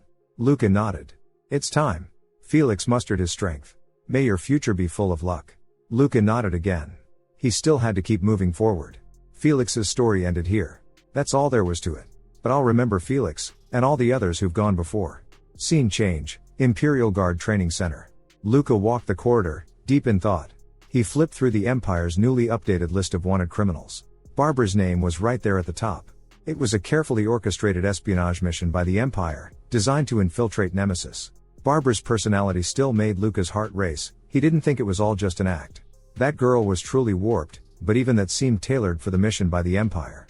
Everything felt scripted. Back at the academy, I was really just following the path laid out by my superiors, and I naively thought it was my own choice. The more I learn, the deeper the Empire's secrets run. Even my meeting with Kinyuan, my training in Assi's combat, maybe they were all part of the plan. Thoughts churned in Luca's mind. In the end, he forced himself to calm down. That's enough. Luca reminded himself not to spiral like those who let their anxiety take over. It's all just my speculation and imagination. Maybe the captain told me the truth just to test me, to see if my loyalty to the Empire and my faith as a soldier would waver. But this is the opportunity, the kind that can change one's fate. Luca stepped into Kinyuan's office. Did you enjoy your youth at the academy? He'd grown used to Kinyuan's tone. Had so much fun I almost didn't make it back to training. Felix's case is truly regrettable. He was an outstanding student. Was that real regret? Luke almost blurted out something sharp. He took a sip of tea instead. Rick sends his regards. He says he's been doing well lately. Kinyuan replied calmly, not so much as raising an eyebrow. Rick Silva Nunez, you mean? Glad to hear he's well. I never expected he'd turn out to be a terrorist. Luca frowned. Kinyuan had spoken of a terrorist in such familiar tones. You two knew each other? Turns out, they'd entered the guard in the same cohort, though they'd lost touch long ago. So you've already passed Rick's regards on to the captain, haven't you? Luca hesitated. These were the kinds of words that could get an instructor in trouble. At least, I wanted to confirm things in person before making my report. Inside, he wondered, why are you trying so hard to win me over? What's your real aim? He ran through everything that had happened recently. All of these people knew Assi's combat. It was more than a mere technique, there was a deeper story behind it. Luca decided to stop beating around the bush. So, what is Assi's really? Kinyuan's brow furrowed slightly. Are you that curious? That was why Rick hadn't shot Luca in the head. He'd deliberately left him alive, just snapped his neck. Kinyuan looked out the window, took a sip of now cold tea. Then he smiled, as if he'd been waiting for Luca to ask. Didn't expect you'd reach the heart of the matter so soon, Luca Kostoria. You're just a foot soldier, yet you know too much. You understand what that means, don't you? Of course Luca did. The more you know, the greater the danger. If Allah hadn't been backing him, he would have been eliminated already. Year 3518 of the Imperial calendar. The first man in Empire history to lead a rebel uprising was Noel Muliska. He was the rebel leader and also the founder of Assis, the one who set forth the original tactical theory. Noel believed that confronting the Empire head-on was a dead end. So he chose to fight back with guerrilla warfare. Assis was born in that crucible. Cold sweat broke out on Luca's back. The combat system he'd trained in was the legacy of a traitor. More precisely, what the Empire wanted to erase was Noel's achievement as a military theorist. Later, the rebels shifted their entire strategy to Assis and kept up the fight. As Kinyuan spoke, dozens of questions flashed through Luca's mind. It did make sense. When Assis was used for guerrilla tactics, its flaws vanished. Any moment could be their last, nerve damage hardly mattered. Their units were loosely organized, with no unified code of conduct, so they needed a more flexible way to fight. Kinyuan affirmed Luca's guess. Even when the Empire crushed the rebels again and again, Noel and a handful of core followers always managed to escape. They scattered through the Empire, recruiting new fighters, striking at key targets. Even if captured, they could always cut their losses and survive. Luca could easily picture it, rebels blending into the crowd, hiding their identities behind implants meant for civilian use, never suspected of being insurgent leaders. And NSC's users, able to fight even without high-performance prosthetics, could slip through routine checks with ease. That's why Rick spared Luca's life. And now he finally understood why the Empire kept a list of all NSC's practitioners. So how did the Empire finally crush Noel's rebellion? Kinyuan shrugged. Everyone deemed suspicious was executed. Luca didn't ask how many innocents died. He knew the number would be unimaginable. Anyone who knew NSC's could be killed. Luca wondered if the Empire had covered up that history.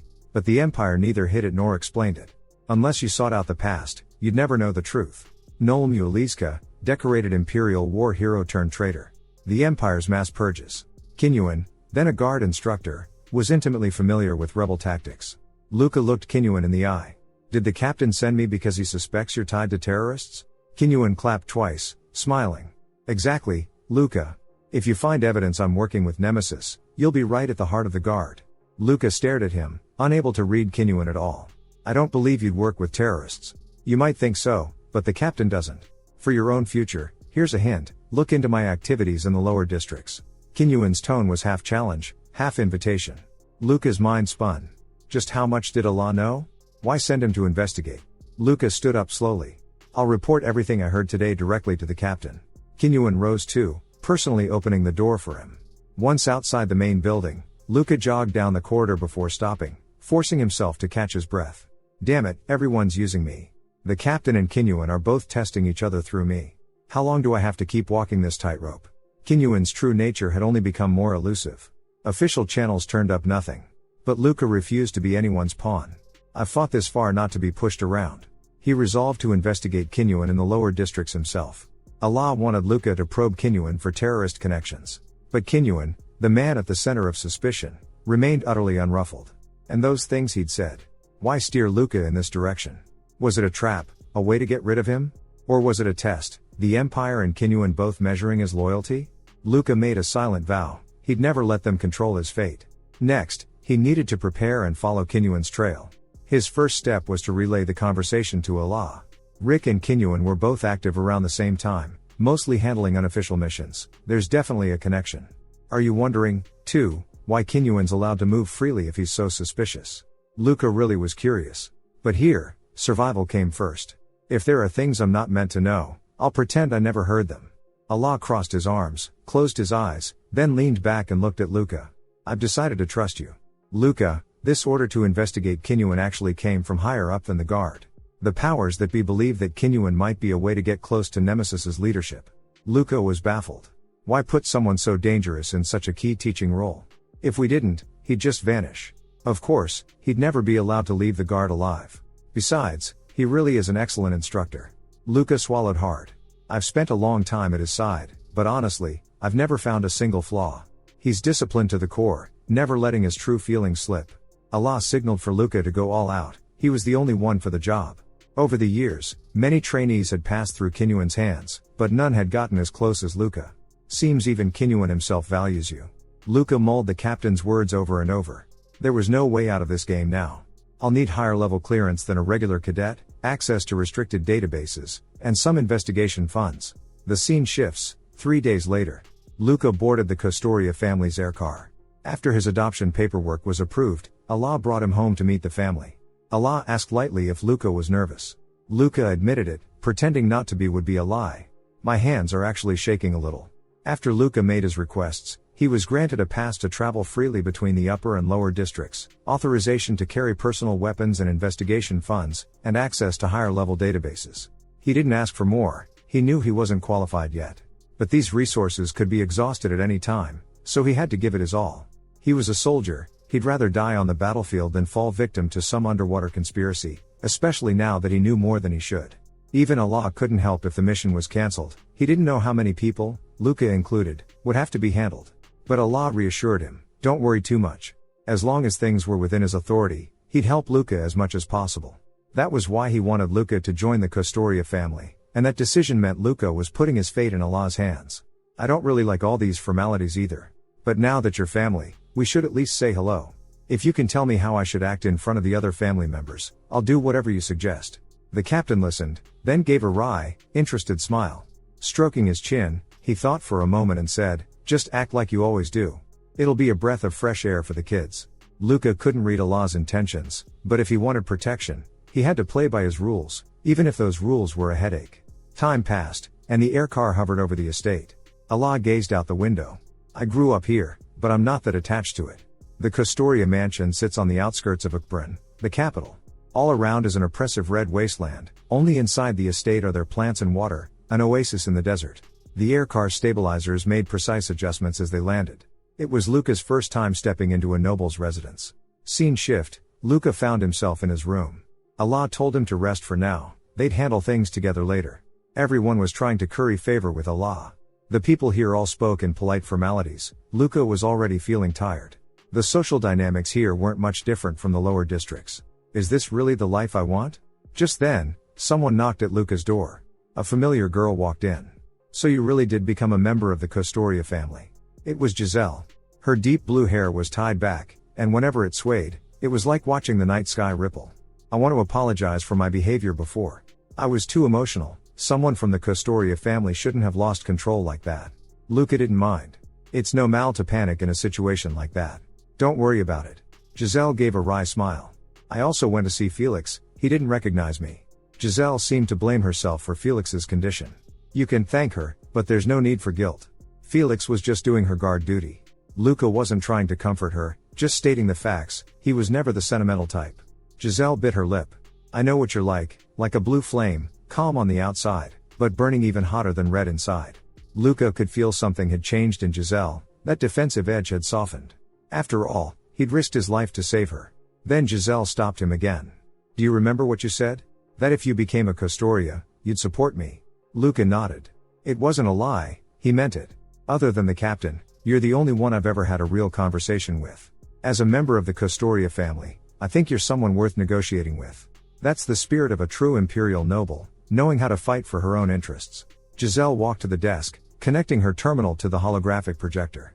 "The ones you really need to watch out for are my two older brothers, the first and second sons. Your appearance has them both on edge." Luca was puzzled.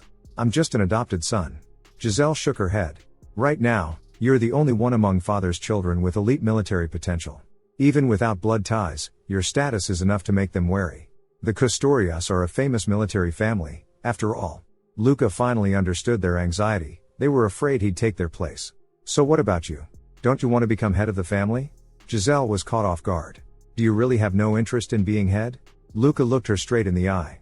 "I don't need to tell you that." Her tone was cool, just like the first time they met. Luca, though, was open. He'd never even thought about being the head. "For me, the name Kostoria is enough. But if anyone tries to step on me, I won't stand by and watch. As for fighting over the family headship, that's not my concern. If an opportunity comes, take it. That's my advice, as a big brother." At first, Giselle found that title ridiculous, but then she laughed, and her laugh, so rare, was all the more precious. "If that day really comes, would you support me? I promised you, as long as you're not my enemy, I have no reason to hurt or hate you." Hearing that, Giselle reached out her hand. "Then I'll count you as my ally, brother Luca. This will be the first and last time I call you that." "Good, because I don't like sappy nicknames either." The antique clock on the wall chimed. It was time for dinner. Today was a special occasion. The family had prepared a formal banquet. Soon, Luca had changed into noble attire and appeared in the drawing room. From the seating arrangements, it was easy to see the status of each family member. There was Jupe, the second son of the Kostoria family, Nicholas, the eldest, and the lady of the house, Eva. "So you're Luca. I've heard quite a bit about you," she said, her tone polite but with a chill and a sharpness beneath the surface. She motioned for Luca to take his seat. Giselle whispered a warning. "Don't let them catch you slipping up. Father himself doesn't care about these little things." The doors opened again, and Allah entered. "Let's begin." Before eating, there was a prayer. Once Allah finished, the banquet officially began. The clinking of cutlery filled the room, and the atmosphere gradually warmed. As Luca had expected, all eyes were on him. Just minutes before, on the way to the dining hall, Giselle had reminded him to stay on guard. The others might already know everything about him. Nicholas couldn't use high-performance prosthetics, so he'd gone into government instead. But with his abilities, he still had the bulk of the family behind him. As for Jupe, he wasn't as capable, but as a soldier, he believed he had a shot at becoming the next heir. The more conservative relatives supported Jupe. Since Luca was also a soldier, he was naturally seen by Jupe as a rival. That meant Jupe would be watching for any slip in etiquette or background to pick on. In fact, from the moment Luca picked up his silverware, Jupe's gaze never left him. Luca was well versed in the basics of table manners. But he remembered what Allah had said in the air car. Maybe following convention wasn't what Allah truly expected of him. He glanced at Allah beside him. No, his father, he supposed. He decided to follow his father's lead. Giselle shot him a nervous look, but Luca simply speared a piece of meat with his fork and took a hearty bite. Sure enough, Jupe jumped in immediately. Luca put on an innocent face. Something wrong, Jupe? The meat's delicious. Jupe forced a smile. I feel obliged to remind you about table manners. It's a brother's duty. I don't know what you're used to, but basic manners matter. They reflect on the Kostoria name. Jupe was so eager to find fault with Luca that he didn't even notice how artificial the whole scene was. He was clearly nervous. After all, Luca was a decorated soldier. On the other hand, Luca wasn't sure if Nicholas had seen through his act. Maybe Nicholas hoped Luca and Jupe would split the conservative support. Either way, Luca knew that Nicholas was the one to truly watch. Luca cut Jupe off. You've served 10 years and never earned a Crossed Swords medal. Even as a cadet, I've earned a citation.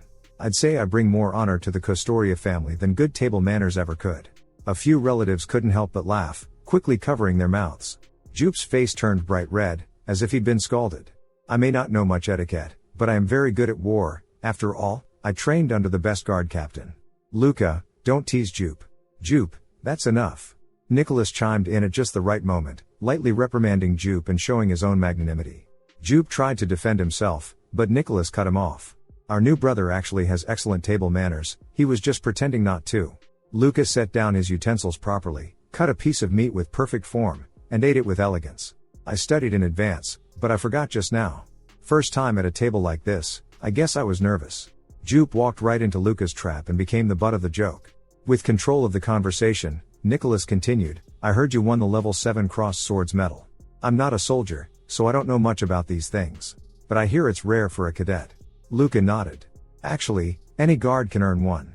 It's nothing to brag about. I'm the eldest, but I was born weak and couldn't serve. I've always felt I let father down. Now that we have such an outstanding soldier in the family, I feel relieved. Jupe clenched his fists, his anger barely contained. He slammed the table. Big brother, are you saying I'm not good enough? Jupe fell right into Nicholas's trap. You misunderstood. Jupe, as your brother, I know your abilities better than anyone. I'm sure you'll do great things. Jupe still looked sullen. Since their father was the captain of the guard, no one dared send Jupe to the front lines. In a way, that was probably true. With Allah's personality, even if his son died in battle, he wouldn't blame his superiors, but the small-minded would always be watching for a reaction. All of this was just as Allah intended. As a father, Luca could see Allah's genuine smile. Eva stepped in to smooth things over and the dinner transitioned into a small family gathering. At the start of the banquet, Eva introduced Luca to everyone. His name is Lucas. She explained that his old name sounded too much like it came from the lower districts, so his original name would just be a nickname now. Luca didn't mind. Various relatives came over to greet him, but he couldn't remember any of their names. His earlier clash with Jupe had made everyone aware of his presence, and made it clear he wouldn't be easy to handle. After exchanging a few words with Giselle, Luca's first day in the Kostoria household finally drew to a close. That night, Luca was sleeping soundly in an unfamiliar bed, when someone slipped quietly into his room. The door lock slid open without a sound. It was Allah. Quick reflexes. Luca. Sorry to drop by so late, but I have to keep up appearances of neutrality. Allah swirled a bottle of liquor as he sat down, surprising Luca. By regulation, guard members were forbidden from smoking or drinking. Doctors and scientists insisted that alcohol and tobacco negatively affected the neuroendocrine systems tuned for combat. Want a drink? Luca shook his head. I don't want to take unnecessary risks. Learning Ass's combat is hard enough as it is. Allah seemed to have expected that. He smiled and took a swig. Let me give you a bit of advice, as someone who's been around. You need a little irrationality and inefficiency in your soul if you want to go far. It's the key to being human. Luca asked, puzzled, is that really necessary for a soldier? People who talk like you are usually the first to be swallowed up by the machine. Luca's heart skipped a beat. Captain, are you drunk? But he knew Allah wasn't drunk at all. Allah just smiled. Let me repeat, it's just advice. Treat it as a little family gift. Try to cultivate an interest or habit that has nothing to do with fighting, maybe even something that gets in the way of it. Allah stood, giving Luca a gentle pat on the shoulder. It was the softest side of him Luca had ever seen. He gave me advice that served him no benefit, just like a father to a son. I'd already worn myself out sharpening my own edges. I didn't have the energy to take on more impurities. Maybe I already carried more than enough, and now I was supposed to add one more.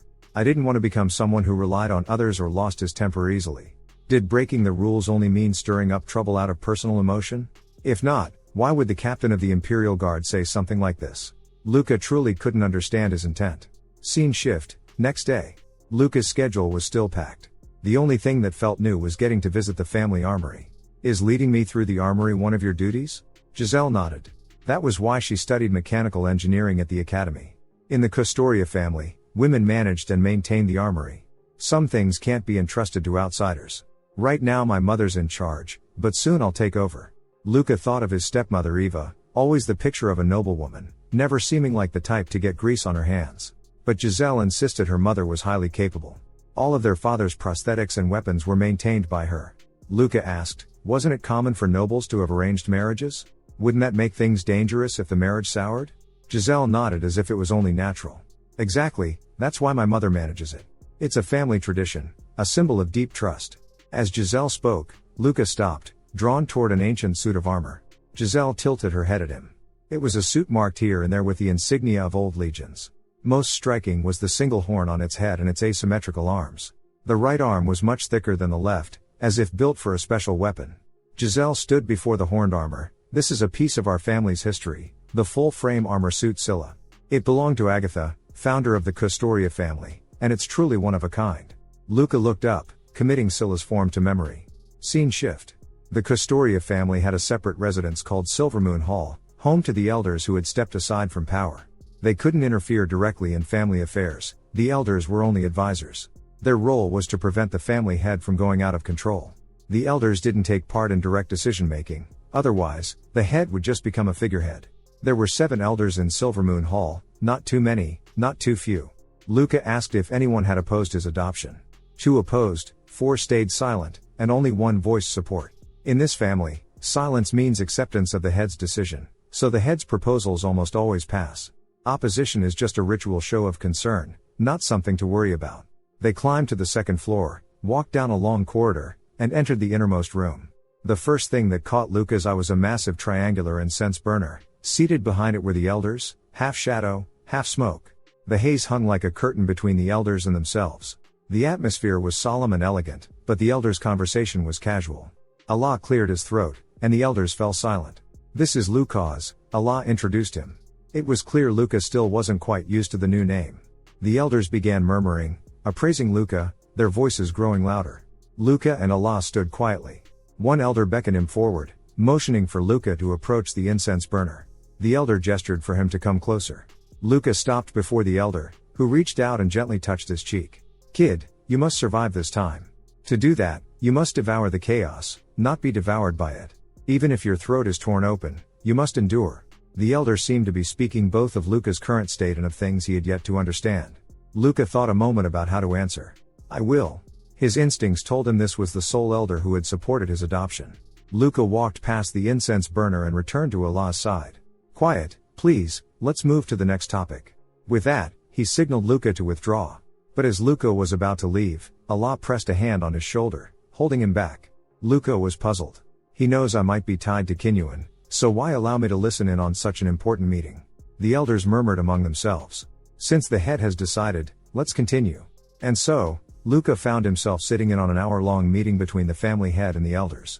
As soon as they stepped out the front doors of Silvermoon Hall, Luca turned to Allah and asked, why didn't you let me leave, but had me sit in on the meeting? Luca guessed that neither Nicholas nor Jupe had ever attended an elders' council. You'll have to find the answer for yourself. Allah replied without even looking back. Clearly, this was his way of teaching. Kids have to take their lumps. Scene shift, to Luca's last morning at the main house. These 3 days had turned out nothing like he'd expected, but at last, he was about to say goodbye to this place. He just stepped out of his room when a much smaller figure stood in front of him, pointing a pistol. Dad says kids like you can really dodge bullets. Is that true? Luca knew this face and name well, Nicholas's son, Emilio Custoria. Emilio, you know I'm your uncle, right? I know, but you're just a low-class nobody. Calling him a brat would be generous, pest was more like it. He heard the mechanical click as the gun primed, then bang, a shot. Luca didn't move a muscle. Even at point-blank range, he'd guessed the kid would miss. Emilio stamped his feet in frustration. Why didn't you dodge? You were supposed to dodge. Luca snatched the gun from him in one swift motion, then kicked him hard, sending him tumbling several meters away. Emilio stared up at Luca from the ground, bewildered. Luca pointed the gun at him coldly. Go tell your father your uncle just tried to kill you. The shot had summoned the servants in a panic. Nicholas came rushing in, scooping Emilio into his arms. Emilio clung to Nicholas, sobbing and sniffling. Nicholas fixed Luca with a steely look. What happened? Luca replied coolly, he pointed a gun at an adult, so I taught him a lesson. Better he learns now than later. Nicholas covered his face and sighed. But, Luca cut him off. I was already holding back. Anyone else, and he'd be dead. That brat doesn't value his life at all. Nicholas handed Emilio off to the nanny and turned to Luca.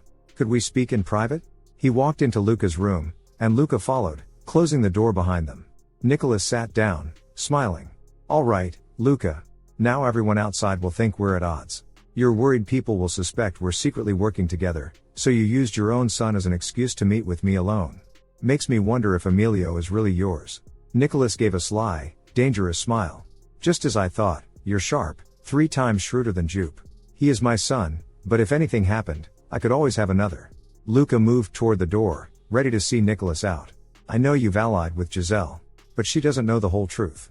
He went on, at this rate, Jupe will be the next family head. And if that happens, I probably won't survive. Luca found himself more interested in Nicholas. I'll give you a few minutes. You've probably already figured out what kind of people Jupe and I are. Right now you can't see it, but once the competition starts, you'll notice a lot of people suddenly backing Jupe. If he becomes the head, I might not live to see it. If I had father's absolute power, none of this would matter. Unfortunately, neither Jupe nor I are that kind of man. Luca nodded in agreement. But Jupe has no way to stop you. Why do you think he'll win? Some want an heir with a military background. Others prefer a fool they can manipulate. I'm not their type. And those against our father would rather the next generation be a weak administrator. Luca listened and understood their game. They wanted a puppet at the top, someone they could control. So does that mean the Allah I know isn't the real man he was his family head? So what do you want from me? Nicholas smiled.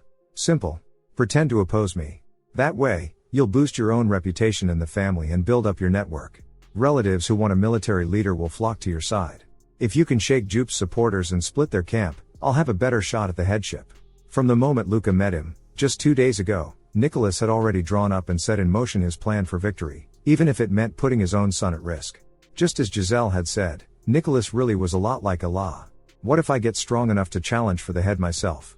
Luca asked as Nicholas paused at the door. If you really meant to do that, you wouldn't be asking me. Even if you did become head, you wouldn't kill me, Lucas. When you run the family, you'll need an advisor like me. You'd know how to use my talents. Luca grinned. No sarcasm, I truly mean it. Back when I was scavenging for scraps, I thought nobles had no worries in the world. Nicholas didn't deny it. Everyone has their own troubles. If you ever need anything, I'll help however I can. After all, I'm a senior government official.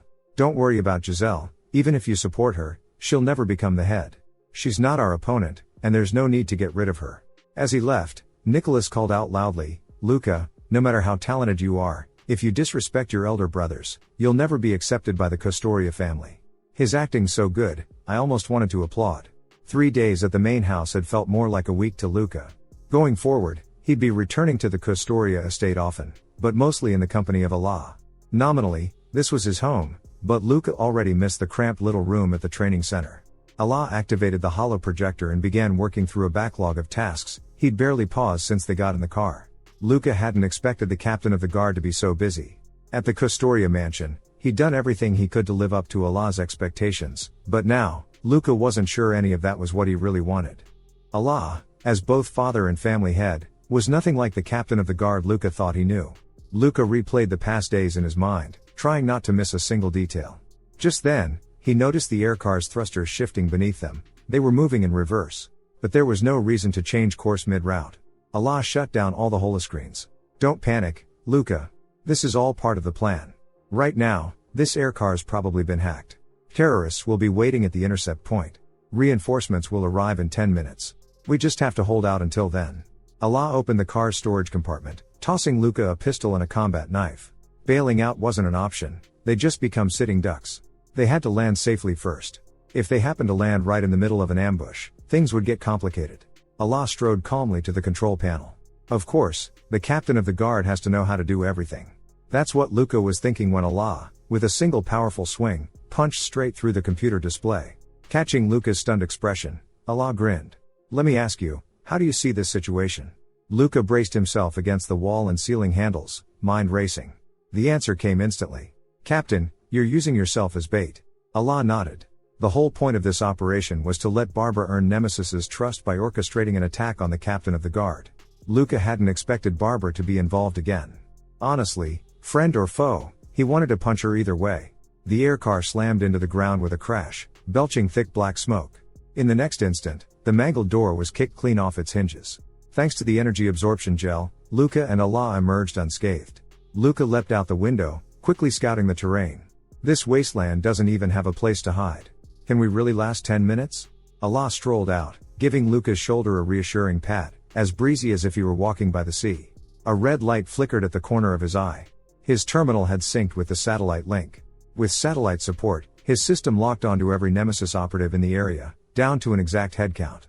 Allah drew his sidearm. Good weather today, lucky for us, visibility is perfect. He squeezed the trigger as he spoke. The laser pistol began charging, and in the next second, a beam lanced westward through the air. Luca was stunned. Allah hadn't taken this risk unprepared. He was only willing to use himself as bait because he knew he could handle any attack alone. Allah kept shooting, perfectly composed. In 12 seconds, you'll be able to lock onto the targets too. The distant thuds of explosions and the faint echoes of screams drifted over. Luca understood at once. If you can't see the enemy, you can still deduce their location. He must have called in satellite support. I am the captain of the Imperial Guard. I get at least one military satellite, all to myself. It was hard for Luca to believe a single person could wield this much power. Such precision strikes required a military satellite and enormous computational resources. It looked simple, but this was tactical level fire support. So this was the authority of the Empire's chief captain of the guard. Suddenly, a bullet zipped toward Luca, grazing the spot where his forehead had just been. The shot came from extreme range, an impossibly accurate sniper. They were here to assassinate the captain of the Imperial Guard, and they'd come ready. Every gun was trained on Allah. Whether the kid beside him lived or died was meaningless to them. Allah grinned, pulling out a spear. Leave the armored troops to me, just focus on staying alive. Luca retorted, annoyed, vague orders and half-baked commands are a failure of leadership. Allah shrugged, swinging the spear so its tip scraped the ground, shrieking. Luca, only by following those terrible orders. Can you move up? This world is full of people without a shred of decency. Luca was left speechless, he could only cover Allah from the rear. The enemy charged like suicide troops, with no care for their own lives. For rebels, these were elite fighters. But as one of the Empire's strongest warriors, even without a battlesuit, Allah was a monster. The majority of attackers rushed at him, and Allah felled each one with a single blow, then cut down two more, fighting into the heart of the enemy, growing more exhilarated with every kill, utterly fearless. Luca had hoped to study Allah's fighting style, but the four opponents before him were no pushovers either. They didn't care about friendly fire, even after being shot, they never stopped attacking. Luca activated ASIs, predicting their movements, mapping the environment into a three-dimensional grid. Quickly, he took out a machine gunner, then clashed at close quarters with another fighter. A gunman behind them raked the area with fire. Luca locked eyes with another ASIS practitioner, the man stared right back. ASIS really does have deep ties to the terrorists. They can fight me evenly without high-tech gear, but we're not the same at all inside. At that moment, Luca spotted a weakness. In a flash, he closed in, grabbing the man's arm. A flash of light, and Luca sliced him in two. The instant Luca grabbed his arm, the man lost focus on ASIS. A true master would have severed his own limb immediately as a reflex. Luca glanced at Allah, surrounded by corpses. Four had managed to tie Allah up, but he'd already dispatched most of the attackers. For an assassination attempt on the captain of the guard, this was sloppy. Allah warned Luca it wasn't so simple. Rick is definitely lurking out there, waiting for his chance. If I get hurt in the crash or this fight, he'll join the fray. That's a golden opportunity for Nemesis, and for us, too. Luca suggested, so why not turn the tables and set a trap for Rick? Allah shook his head. Catching Rick would hurt them, but it wouldn't destroy Nemesis. The most important thing today is elevating Barbara's status. If we set a trap for Rick, our infiltrator, Barbara, might die, and all those years of effort would go to waste. In the eyes of command, both Luca and Rick were just replaceable components. Hearing that, Luca felt a jolt. Even the captain of the guard was just a part to be swapped. In the Empire, is anyone truly irreplaceable? He stopped short, but Allah had already caught his meaning. He raised a finger and pointed upward. There's only one. And you know exactly who. People like Luca and Allah, dozens could die and it wouldn't matter. At most, the Empire lost a few bricks from its wall. But if the Emperor died, the Empire would collapse. So men like them were nothing more than pieces the Empire could move at any time. After Luca became an adopted son of the Kostoria family, everyone began to look at him with envy, some even started trying to curry favor. Luca understood what they were thinking, but it wasn't what he wanted at all. He had gotten close to Allah, so he wouldn't have to be under constant surveillance. But now he realized it had all been an illusion. Instead, he was saddled with the extremely dangerous task of investigating Kinyuan. He knew joining this family would soon come at a price. For now, all he could do was give everything he had, constantly improving his skills and position. His internship was shortened to just 1 year, and soon, he would be heading down to the lower districts. If he could survive, Luca would finally achieve his goal of becoming a full-fledged member of the Imperial Guard. Just as he was about to head back to his quarters, he overheard the nobles discussing Ali. Curious, he stepped closer to listen. From their conversation, he learned that Ali had beaten his own brother so badly the man was nearly crippled. Now, the most promising heir of the Kartika family was Ali himself. Luca couldn't smile along with the others. What did he actually do? Ali had never cared about family succession, and his relationship with his brother hadn't been bad. But now, Ali had injured his brother, and seemed to be eyeing the position of heir. Luca could more or less guess the reason. Lillian's death had shaken Ali to his core, maybe even changed the course of his life. Luca waited outside Ali's door for half an hour. Soon, a familiar figure appeared above him. Luca, or should I say Lucas Castoria now? But Luca still preferred people to use his original name. Ali made some small talk as he headed into the room. Luca remained outside the dorm building, waiting for him to come out.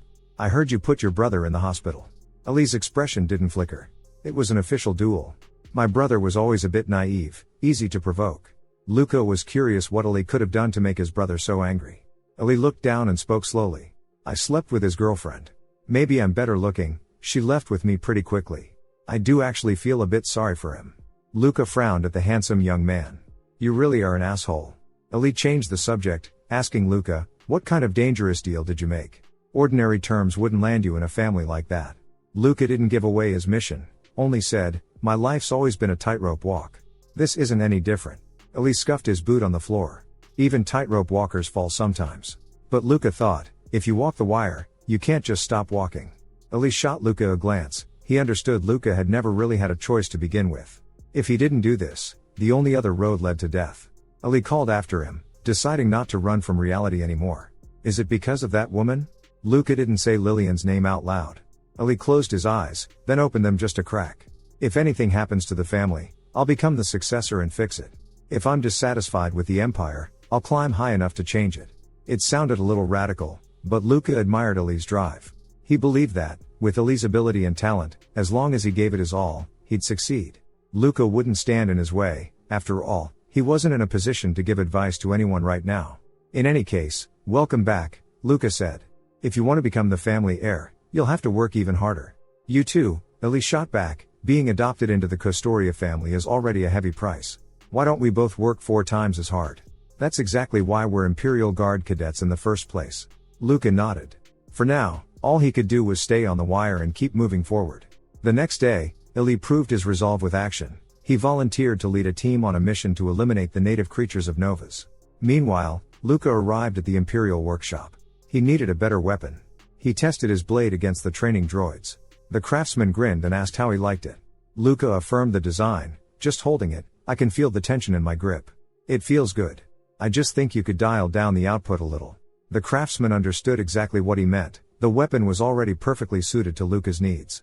Luca asked what it was called. The craftsman replied, Crucis. In the old tongue, it means calamity and destruction.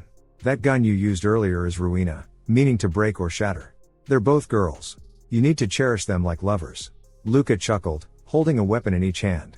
Never thought my first loves would be a gun and a blade. Guess I'll have to see which one ends up as my true queen. The scene shifts. Luca arrived in the lower districts. Just as he was about to contact Gabriel, a man set his sights on Luca's wallet. Luca caught the vagrant's wrist, twisted it behind his back. A shower of broken wires and sparking parts flew loose. The vagrant yelped and bolted into a dark alley. Luca was starting to get used to this place. Really, this was exactly the kind of atmosphere he expected down here. He tried calling Gabriel several times but couldn't get through. Left with no choice, he followed the address on the map to find him in person. If Gabriel's ignoring my calls on purpose, I'll have to break his nose when I see him. But when Luca pushed open the door, he found Gabriel lying on the floor, apparently dead. That explained why no one answered the phone. Just then, Luca noticed Gabriel's arm twitching faintly. "Hey, man, I'm not dead yet." Luca rushed Gabriel to the hospital. Gabriel had taken 4 bullets to the chest and abdomen, but luckily, nothing vital was hit. That suggested the attackers hadn't meant to kill him. Luca asked what had happened. Gabriel said it was just a warning. Things had been tense down here lately, every faction was recruiting and drawing battle lines. But Gabriel wasn't in any gang, he was just a freelancer who made a living with his fists. Luca warned he'd do better joining up with someone, otherwise, it would be tough to survive. But Gabriel would rather risk his life than work for those scum. He was more interested in why Luca was looking for him. Luca didn't say much, only, "I'll be back this time tomorrow. Make sure you have the strongest painkillers ready." Gabriel might have complained, but Luca knew he'd do it. He was loyal, he never let down those who'd helped him. That's why Luca was willing to invest in him. Tracking down Kinyuan in the lower districts wasn't an easy task. Rumor had it he had been close with the old manager of the gladiator arena. If Luca could find out what Kinyuan had been up to back then, he might get a lead. What Luca couldn't figure out was why Kinyuan would show up in a place like this. Out here in the wasteland, there was no such thing as dreams. Luca didn't head back to his new home in the upper city. Instead, he decided to stay a few days in the lower districts. He walked from the bustling, neon-lit streets all the way to the slums. Sometimes he paused at the border, where he could look up at the upper districts. His steps stopped before a crumbling building, orphanage number 72. This was where Luca had grown up. He stood across the street, quietly watching the orphanage windows. A truck pulled up to the front door. Skimming off the top again. That bastard never changed. Some of the kids were awake, peering outside. The older ones clearly knew what the director was up to. But they couldn't do anything to stop the corruption. The world won't change. The only thing I can change is myself. Still, maybe I can do something, just a little. It won't fix the world, but at least the kids here could get a few more meals. After that, things would go back to the way they were. As Luca approached, a laborer looked at him warily. These weren't enforcers, just ordinary workers. But even the smallest change was worth trying for. "Luca, you've gone soft." A man suddenly drew a gun. But as soon as the bullet left the barrel, Luca caught it out of the air. He opened his hand, the deformed slug dropped to the ground. The others froze, too scared to move. The director recognized him. "You're Luca." Luca slammed his fist into the director's jaw. "Still running the same scams, huh? Haven't you made enough already?" The director immediately started to play the victim. "I always treated you well, didn't I?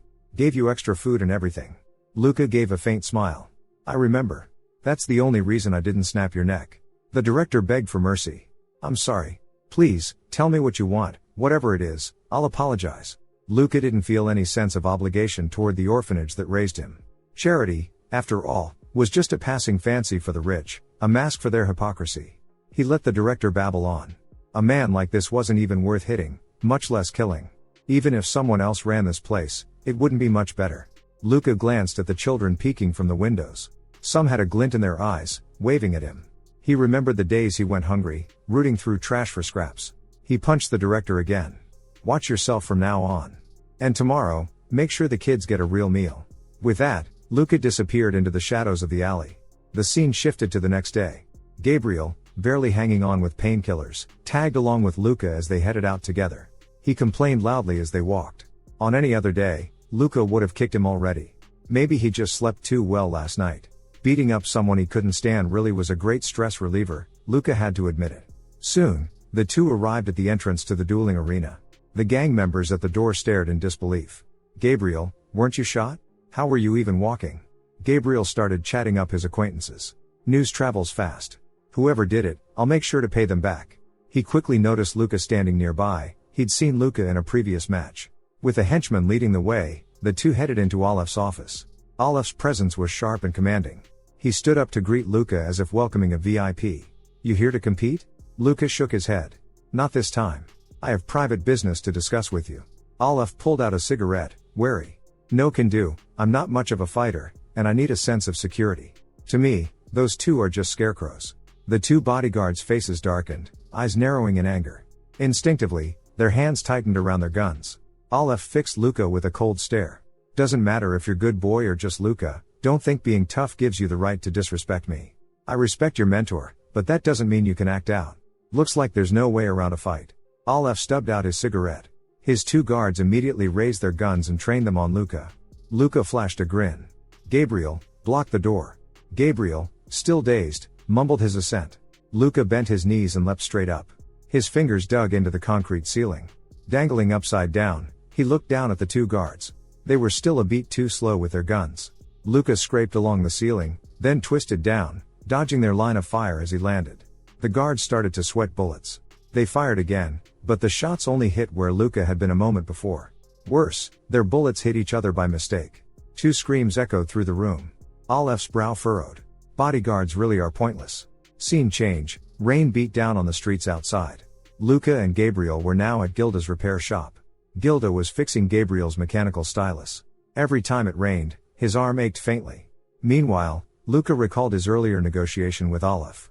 Though Olaf had been reluctant, he scanned Luca's ID with his terminal.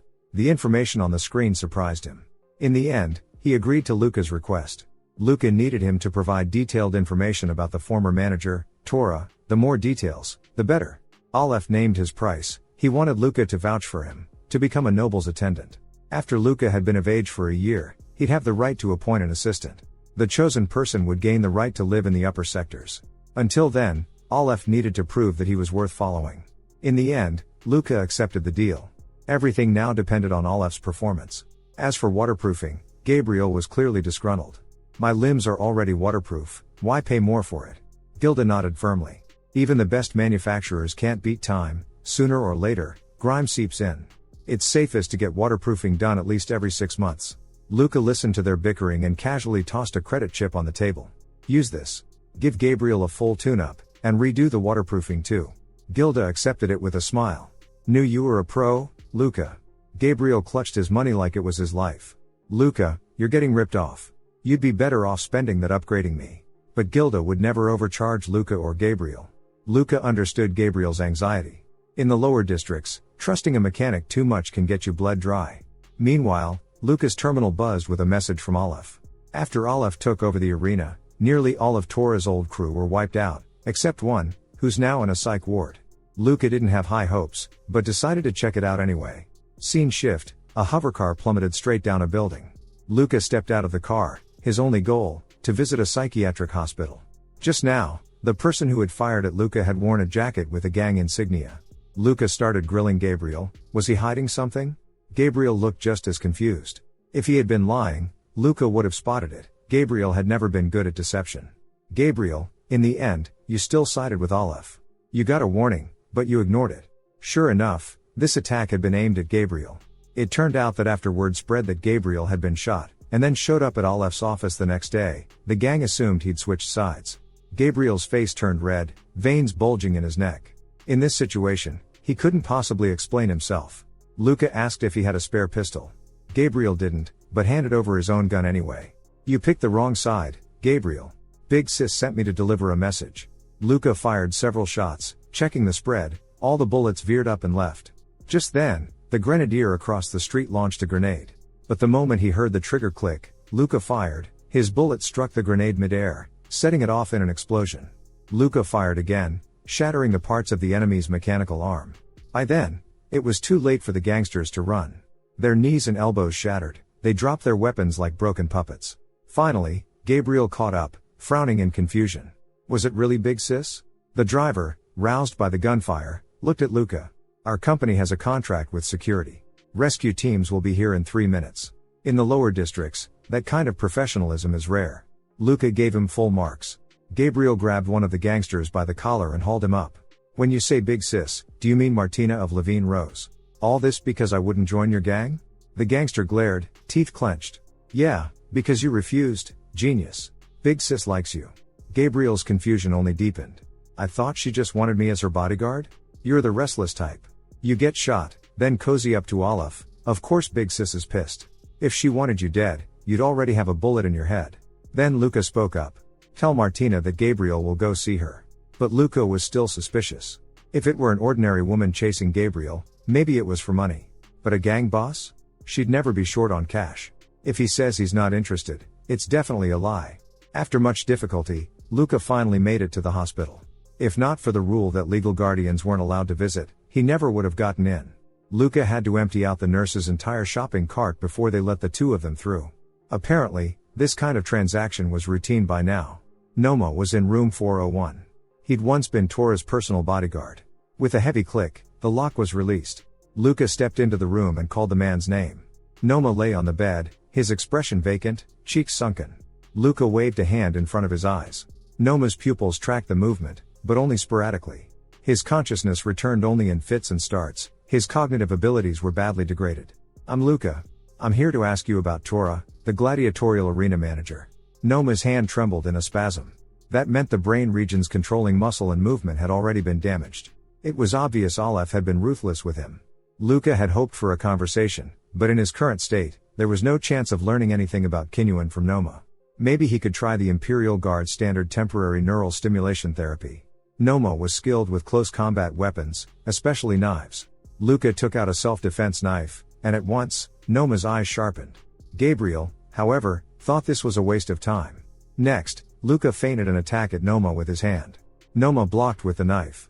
Their hands and blades collided in a flurry. As offense and defense cycled, the brain regions responsible for combat and blade technique reactivated, and with them, perhaps, other functions might awaken as well.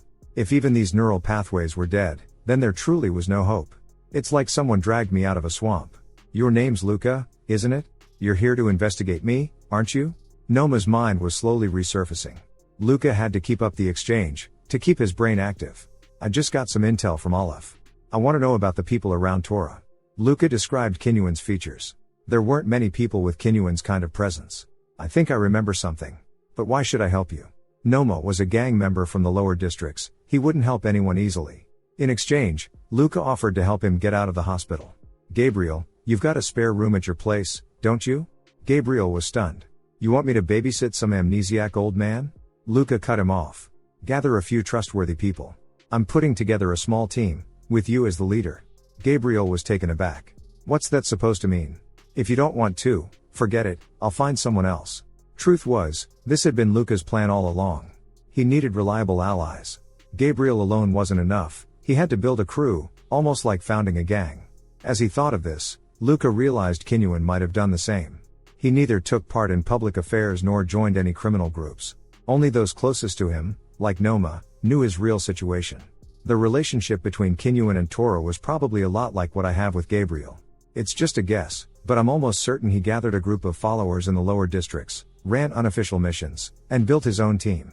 So, in a way, I'm retracing and recreating Kinyuan's path myself? Still, I can't quite grasp the deeper meaning to all this. Luca went to the Imperial Guard's data archive.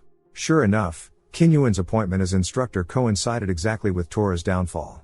But the motives and reasoning behind that operation remained a mystery. I have to speed up Noma's recovery. Maybe I can get new clues from him. If I let go now, even if Gabriel wanted out, there's no exit left for him. He'd just wind up like Tora, slowly declining, and eventually dying. Kinyuan had never really done anything wrong. Quite the opposite, in fact. Tora had become a big winner thanks to Kinyuan. He'd risen to gang boss and taken control of the arena. To Luca, Kinyuan was the toughest, craftiest man he'd ever met. In the tangled web of interests, he maneuvered with ease, always holding onto his own turf. No matter how chaotic the world became, he never lost his way. Under the purple lights, dust drifted lazily through the air. Someone hid in the shadows. Kinyuan appeared. He'd been masking his presence the whole time. Not bad, Luca. You've mastered the basics of a seize. Now, it's time to move on to the next stage. I have to admit, I want to become someone like Kinyuan too. Scene shift, to the training grounds. Luca was warming up, while Kinyuan sipped tea. He'd brought his thermos all the way to the gym. He really did love his tea. Didn't expect you to reach Mista's level so quickly. Here, Mista referred to a true master who could teach Assis combat. Once, the Assis system had many subtle rankings, but with the tradition dying out, those distinctions had faded. Luca knew Kinyuan hadn't brought him here just for that. Kinyuan smiled.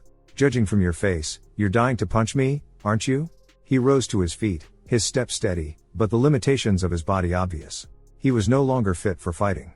Beating Luca was nearly impossible now. Kinyuan flexed his fingers, taunting Luca. If you don't want to wind up in a hospital bed, you'd better protect your head and torso. Only now did Luca notice Kinyuan's right arm was custom built for combat. Despite the difference in feel and weight, Kinyuan used it as if it were his own flesh and blood. His control was astonishing. Kinyuan's neural system had long been damaged. He shouldn't have been able to handle such a high-performance prosthetic. He's taking a huge risk for me. Chances to spar with him like this are rare. Luca took his stance with respect. Thank you, instructor. His toe slid lightly across the tile floor. In the end, he lost. The match only lasted 5 seconds. Luca went all out on the attack, but Kinyuan's arm blocked every move. In terms of physical ability, I have an absolute advantage. Luca spoke candidly. Instructor, can you see the future? Kinyuan laughed. If I could, do you think I'd live this hard?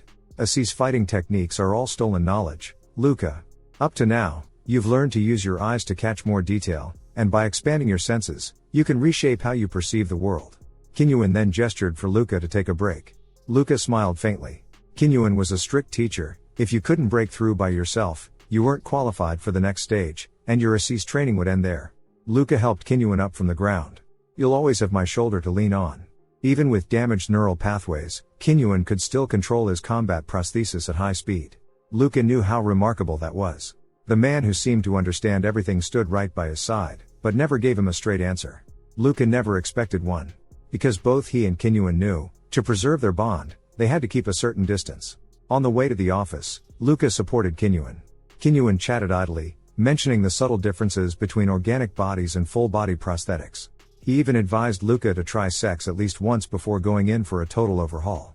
That sort of talk was more like everyday master and apprentice banter than anything else. Luca understood, sooner or later, their relationship would probably end in ruin.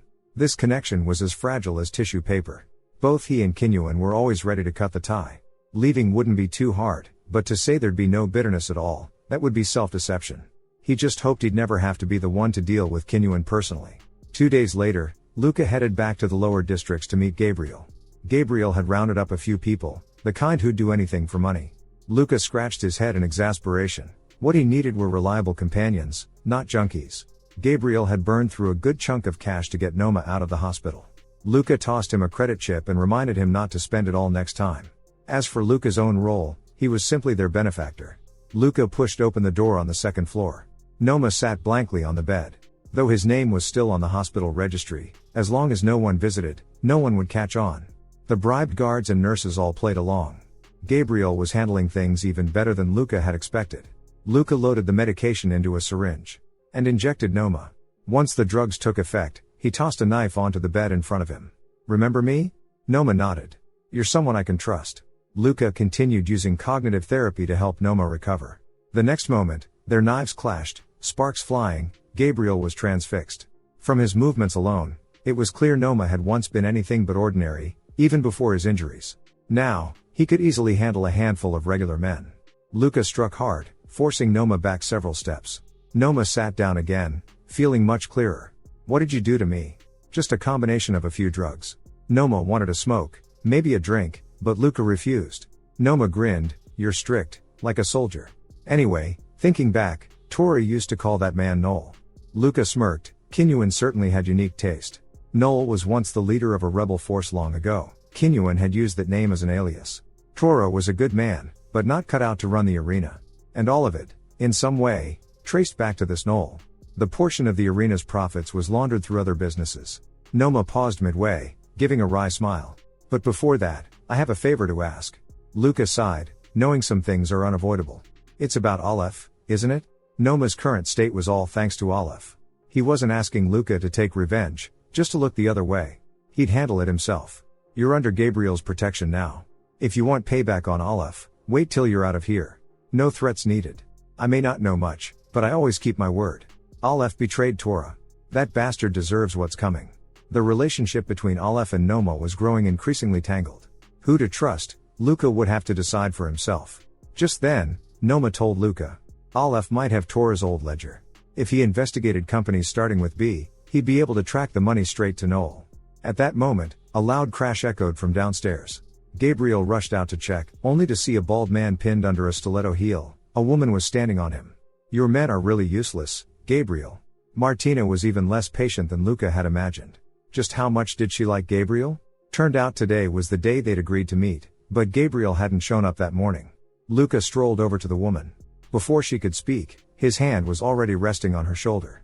So this is your excuse for barging in? Coming here to reason with us, isn't that just mocking us? Baldy. Flat nose. Gabriel and I are heading out, so you guys hold down the fort. I won't say it again, no drinking on the job. Levine Rose was a gang formed by women from the lower districts to protect themselves. Most of them were local born or had nowhere else to go. To earn their trust, the boss had to be a woman as well. Luca asked Gabriel if he knew Martina. Gabriel nodded. I did some temp security for her once. Guess she was taken by my charm. From the sound of it, Gabriel didn't know Martina that well either. If this kept up, he'd either end up working for her, or wind up dead by her hand. That won't do. The moment Aleph thinks I'm useless, he'll sell me out. I have to keep this guy safe. Soon, they arrived at Levine Rose's territory. A rare, 3-story building in the Eastern style came into view. Climbing the stairs to the 3rd floor, the woman with the eye patch stopped. Gabriel clenched his fists, looking ready for a fight. The eye patch woman warned him, this time, don't turn Martina down, or your life won't be worth much. Inside, the air was laced with a heady, bewildering scent, probably a mix of various anesthetics evaporating together. Just then, a pistol pressed against Luca's temple. His instincts kicked in before he could think. Anyone moves and they die. A dozen gang members surrounded Luca and Gabriel. One of them ignored the warning, raising her gun at Luca, but Luca was faster. Without hesitation, he put a bullet through her head. Now, 2 bodies lay on the floor. The air bristled with powder and tension. Bloodshed could erupt at any moment. At that instant, a voice rang out from within the room, breaking the standoff. Who taught you to treat guests so rudely? The voice was mesmerizing, whether naturally so, or the result of vocal cord enhancements, it was impossible to say. This had to be Martina Diva. Martina appeared, clad in an Eastern-style cheongsam, a fan hiding her face. Behind the fan, a faint glow shimmered at the edge of her eyelids. It was my own decision. My apologies, Diva, the eye patch woman replied, her tone flat. So, you invited me here just to ambush me? You think I'll let that slide? Gabriel was furious, but before he could finish, Luca cut him off. Calm down, Gabriel. Luca had already noticed the hesitation in the one-eyed woman's manner. She was weighing her options. Martina had clearly meant to eliminate him, but now that it had failed, she was just covering her tracks. She quickly realized whom she should address. Young master, you're not from the lower districts, why meddle in our business? Luca was used to being mistaken for an upper district native. My reasons are my own. Not your concern. Martina's brow creased. We're Levine Rose. Don't think your noble status makes you safe. Consider this your warning. Luca threw his head back and laughed, utterly unconcerned. A bunch of sewer rats band together and think they're big shots. What a joke. Martina's frown deepened, her followers starting to stir. The room was a powder keg. Just then, the eye patch woman murmured something in her ear. Martina's expression shifted. She composed herself, sighed, and snapped her fan shut. Her gaze shifted to Gabriel, standing behind Luca. I have just one condition, Gabriel becomes my lover, and of course, he'll have to join Levine Rose. In this world where cosmetic surgery was as common as breakfast, Martina's allure was still dazzling. But could a woman like her really be interested in Gabriel? I don't want to take orders from anyone, Gabriel shot back. But aren't you already working for this young master? That's a partnership. I owe him a debt. Martina bit her lip, a trace of frustration flashing across her face.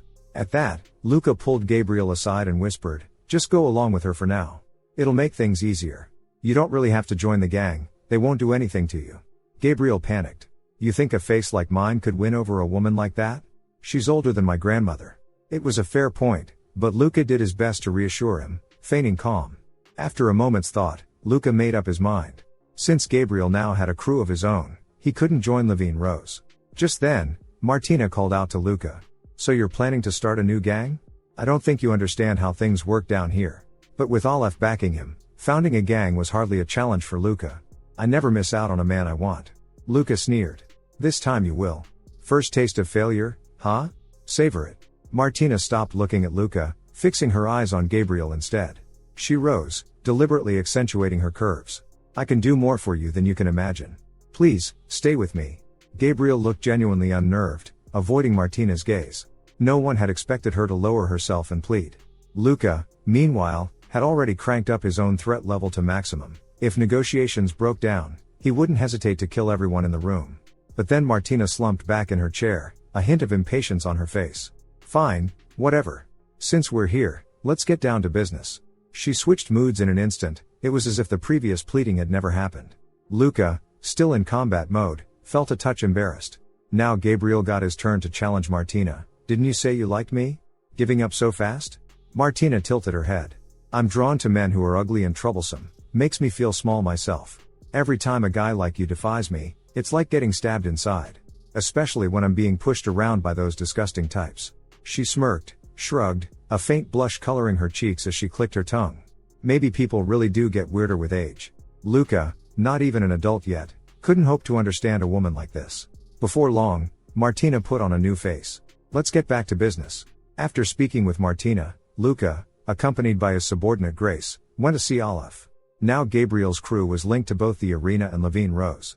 With word of this spreading, all the pests would be scared away. New talent would keep pouring in, because anyone with real skill wanted a piece of a new organization. Aleph's management skills were impressive, enough to make Luca very satisfied. On the way back, Grace asked Luca, do you trust Aleph? Luca shot her a glance. Is your eye blind too? You think I'd trust him? That's why I said he's still less reliable than Diva. Luca cut her off. Your boss isn't any more trustworthy. She's a mercurial, unpredictable woman. Grace frowned at his words about Martina. Her loyalty was impressive. Martina had mentioned before that Grace was once a cadet in the Imperial Guard. Martina seemed to be probing Luca's background and motives, but Luca didn't stop her. Grace was far more useful than Gabriel's junkie crew. She'd even given Luca a patrol position in Rose City, which was a great deal for him.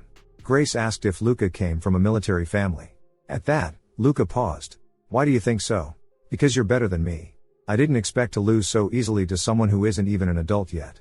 Grace's judgment was sharp. She could accurately gauge an opponent's level. Luca didn't understand why someone like her would work for Martina.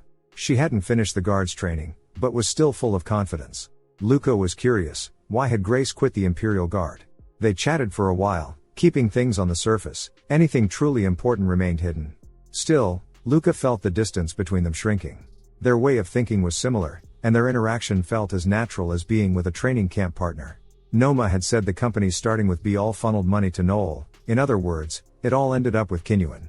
When Luca investigated, he found those companies had long since shut down, with no accessible information. The lower sector databases were easily corrupted, and Kinyuan had surely set up plenty of false trails.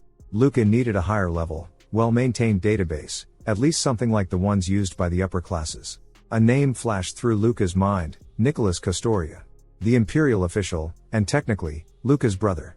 Luca quickly called Nicholas's terminal. I want access to the Imperial Central Database. You've got clearance, right? Nicholas admitted he did, but said he couldn't hand it over directly. I'd like to live a few more years, thanks. Luca understood. Then can you run a check on a few shell companies for me? Call it returning a favor. Will this help your standing in the family? Maybe. At that, Nicholas readily agreed. He'd have it done in 2 hours, tops. His efficiency pleased Luca. Of course, Luca knew Nicholas would one day call in that favor, and with interest. But that was a problem for later. For now, more pressing issues awaited. Noma, Levine Rose, Aleph at the arena. Luca hadn't really slept for 3 days. If Allah showed up now, he probably wouldn't even bother with pleasantries. Oh, let the light fade. Luca murmured under his breath, closing his eyes. 6 hours later, Luca woke up and synced his terminal to the wall display. Eli, how many missions did you take while I was away? Some jobs didn't even need doing, but he'd taken them anyway. So the two rarely crossed paths, each busy with their own business. Without a shared mission, they hadn't seen each other in a long time. In the hallway, a classmate remarked, Eli's totally nuts lately, he might break the training center's mission record. At this rate, you won't be top rank for much longer. Luca replied coolly, then let Eli be the top. I heard you got into the Castoria family. Must be nice. Kid, if I were the guard captain's favorite, I'd have it easy too. Luca wished life were that easy. He almost wanted to punch this clueless classmate. After getting the Castoria name, the weight on his shoulders had only grown. Enemies and allies were decided by his superiors. All he needed to do was swing his sword or pull the trigger. But now, I have to decide for myself who's friend and who's foe, who to follow, who to trust. Everything is blurry. It's frustrating. There have been times I wanted to quit. Sometimes I even miss the old days. But I've come this far, If I quit now, I'll just be eliminated. People like Kinyuan and Allah, they're not monsters by birth. They must have failed and stumbled countless times before becoming who they are. I have to become someone like that too. Seeing Luca's tired face, the girl quickly apologized. I wasn't making fun of you. You deserve the Kostoria name. Her words made Luca feel a little better. Even the young nobles were watching his every move. This was the power and status he wanted, not handouts, but what he'd earned himself. He patted the classmate's shoulder lightly. Just haven't slept in a few days, that's all. Not everyone can be a noble's heir. With that, he headed to Ali's personal workshop. The sensors recognized Luca and the door slid open. Ali was lying on the repair chair, his mechanical arm swapping out a module. Hey, Luca, Ali called over. Heard you've been working hard, young Master Ali. Ali grinned self-deprecatingly. Compared to how hard you used to push yourself, this is nothing. If I want to catch up, I've got to go all out. Only then did Luca realize, Ali really had changed. In such a short time, he'd been through a lot of battles. Ali had always been more talented. In the past, even when he just coasted, he'd still match Luca's results. Now, Luca would have to work even harder, pushing his assis to the next level, or soon Ali would leave him behind. Ali, now dressed, motioned for Luca to follow. Come on, let me show you my spoils. Through a glass window, Luca saw a metallic beast bristling with electrodes and cables. It was a purely mechanical creature, with no flesh left, its biology still a mystery. Luca had never seen one so close before. Definitely worth showing off. I've heard they have natural electromagnetic fields inside them. Catching one alive isn't easy. Are they connected to ancient civilizations, too? Ali's personality might have shifted, but his curiosity about ancient cultures hadn't changed a bit. Not certain, but it's likely.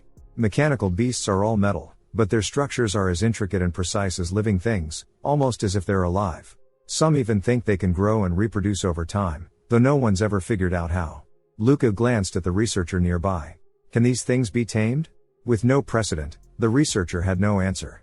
As Luca spoke, the mechanical beast seemed to take an interest in him. The scene shifts, Luca and Ali leave the laboratory. Maybe that's the last time I'll see that creature. It's about to be transferred to a royal research institute. But really, it's less a transfer than an exile. It'll end up in some nameless place, an experimental subject to the end. Luca wasn't sentimental, he was just stating the facts. There's a second trophy, think of it as a congratulations for becoming a Kostoria. Ali pulled out a dagger.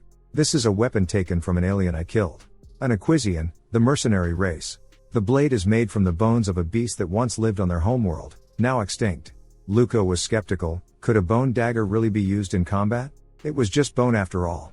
Ali drew his own knife and struck it against the bone blade. A clear, ringing note sounded. The bone didn't break, but a crack appeared along the edge.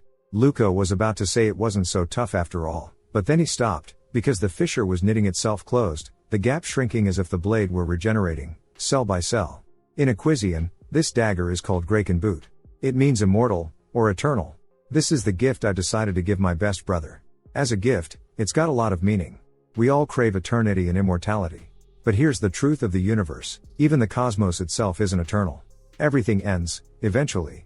Especially tiny lives like ours. We're not even dust, just a brief flash of light. Luca felt a rare swell of emotion. It was, after all, the first time he'd received a gift like this. Back in his room, Luca opened his terminal.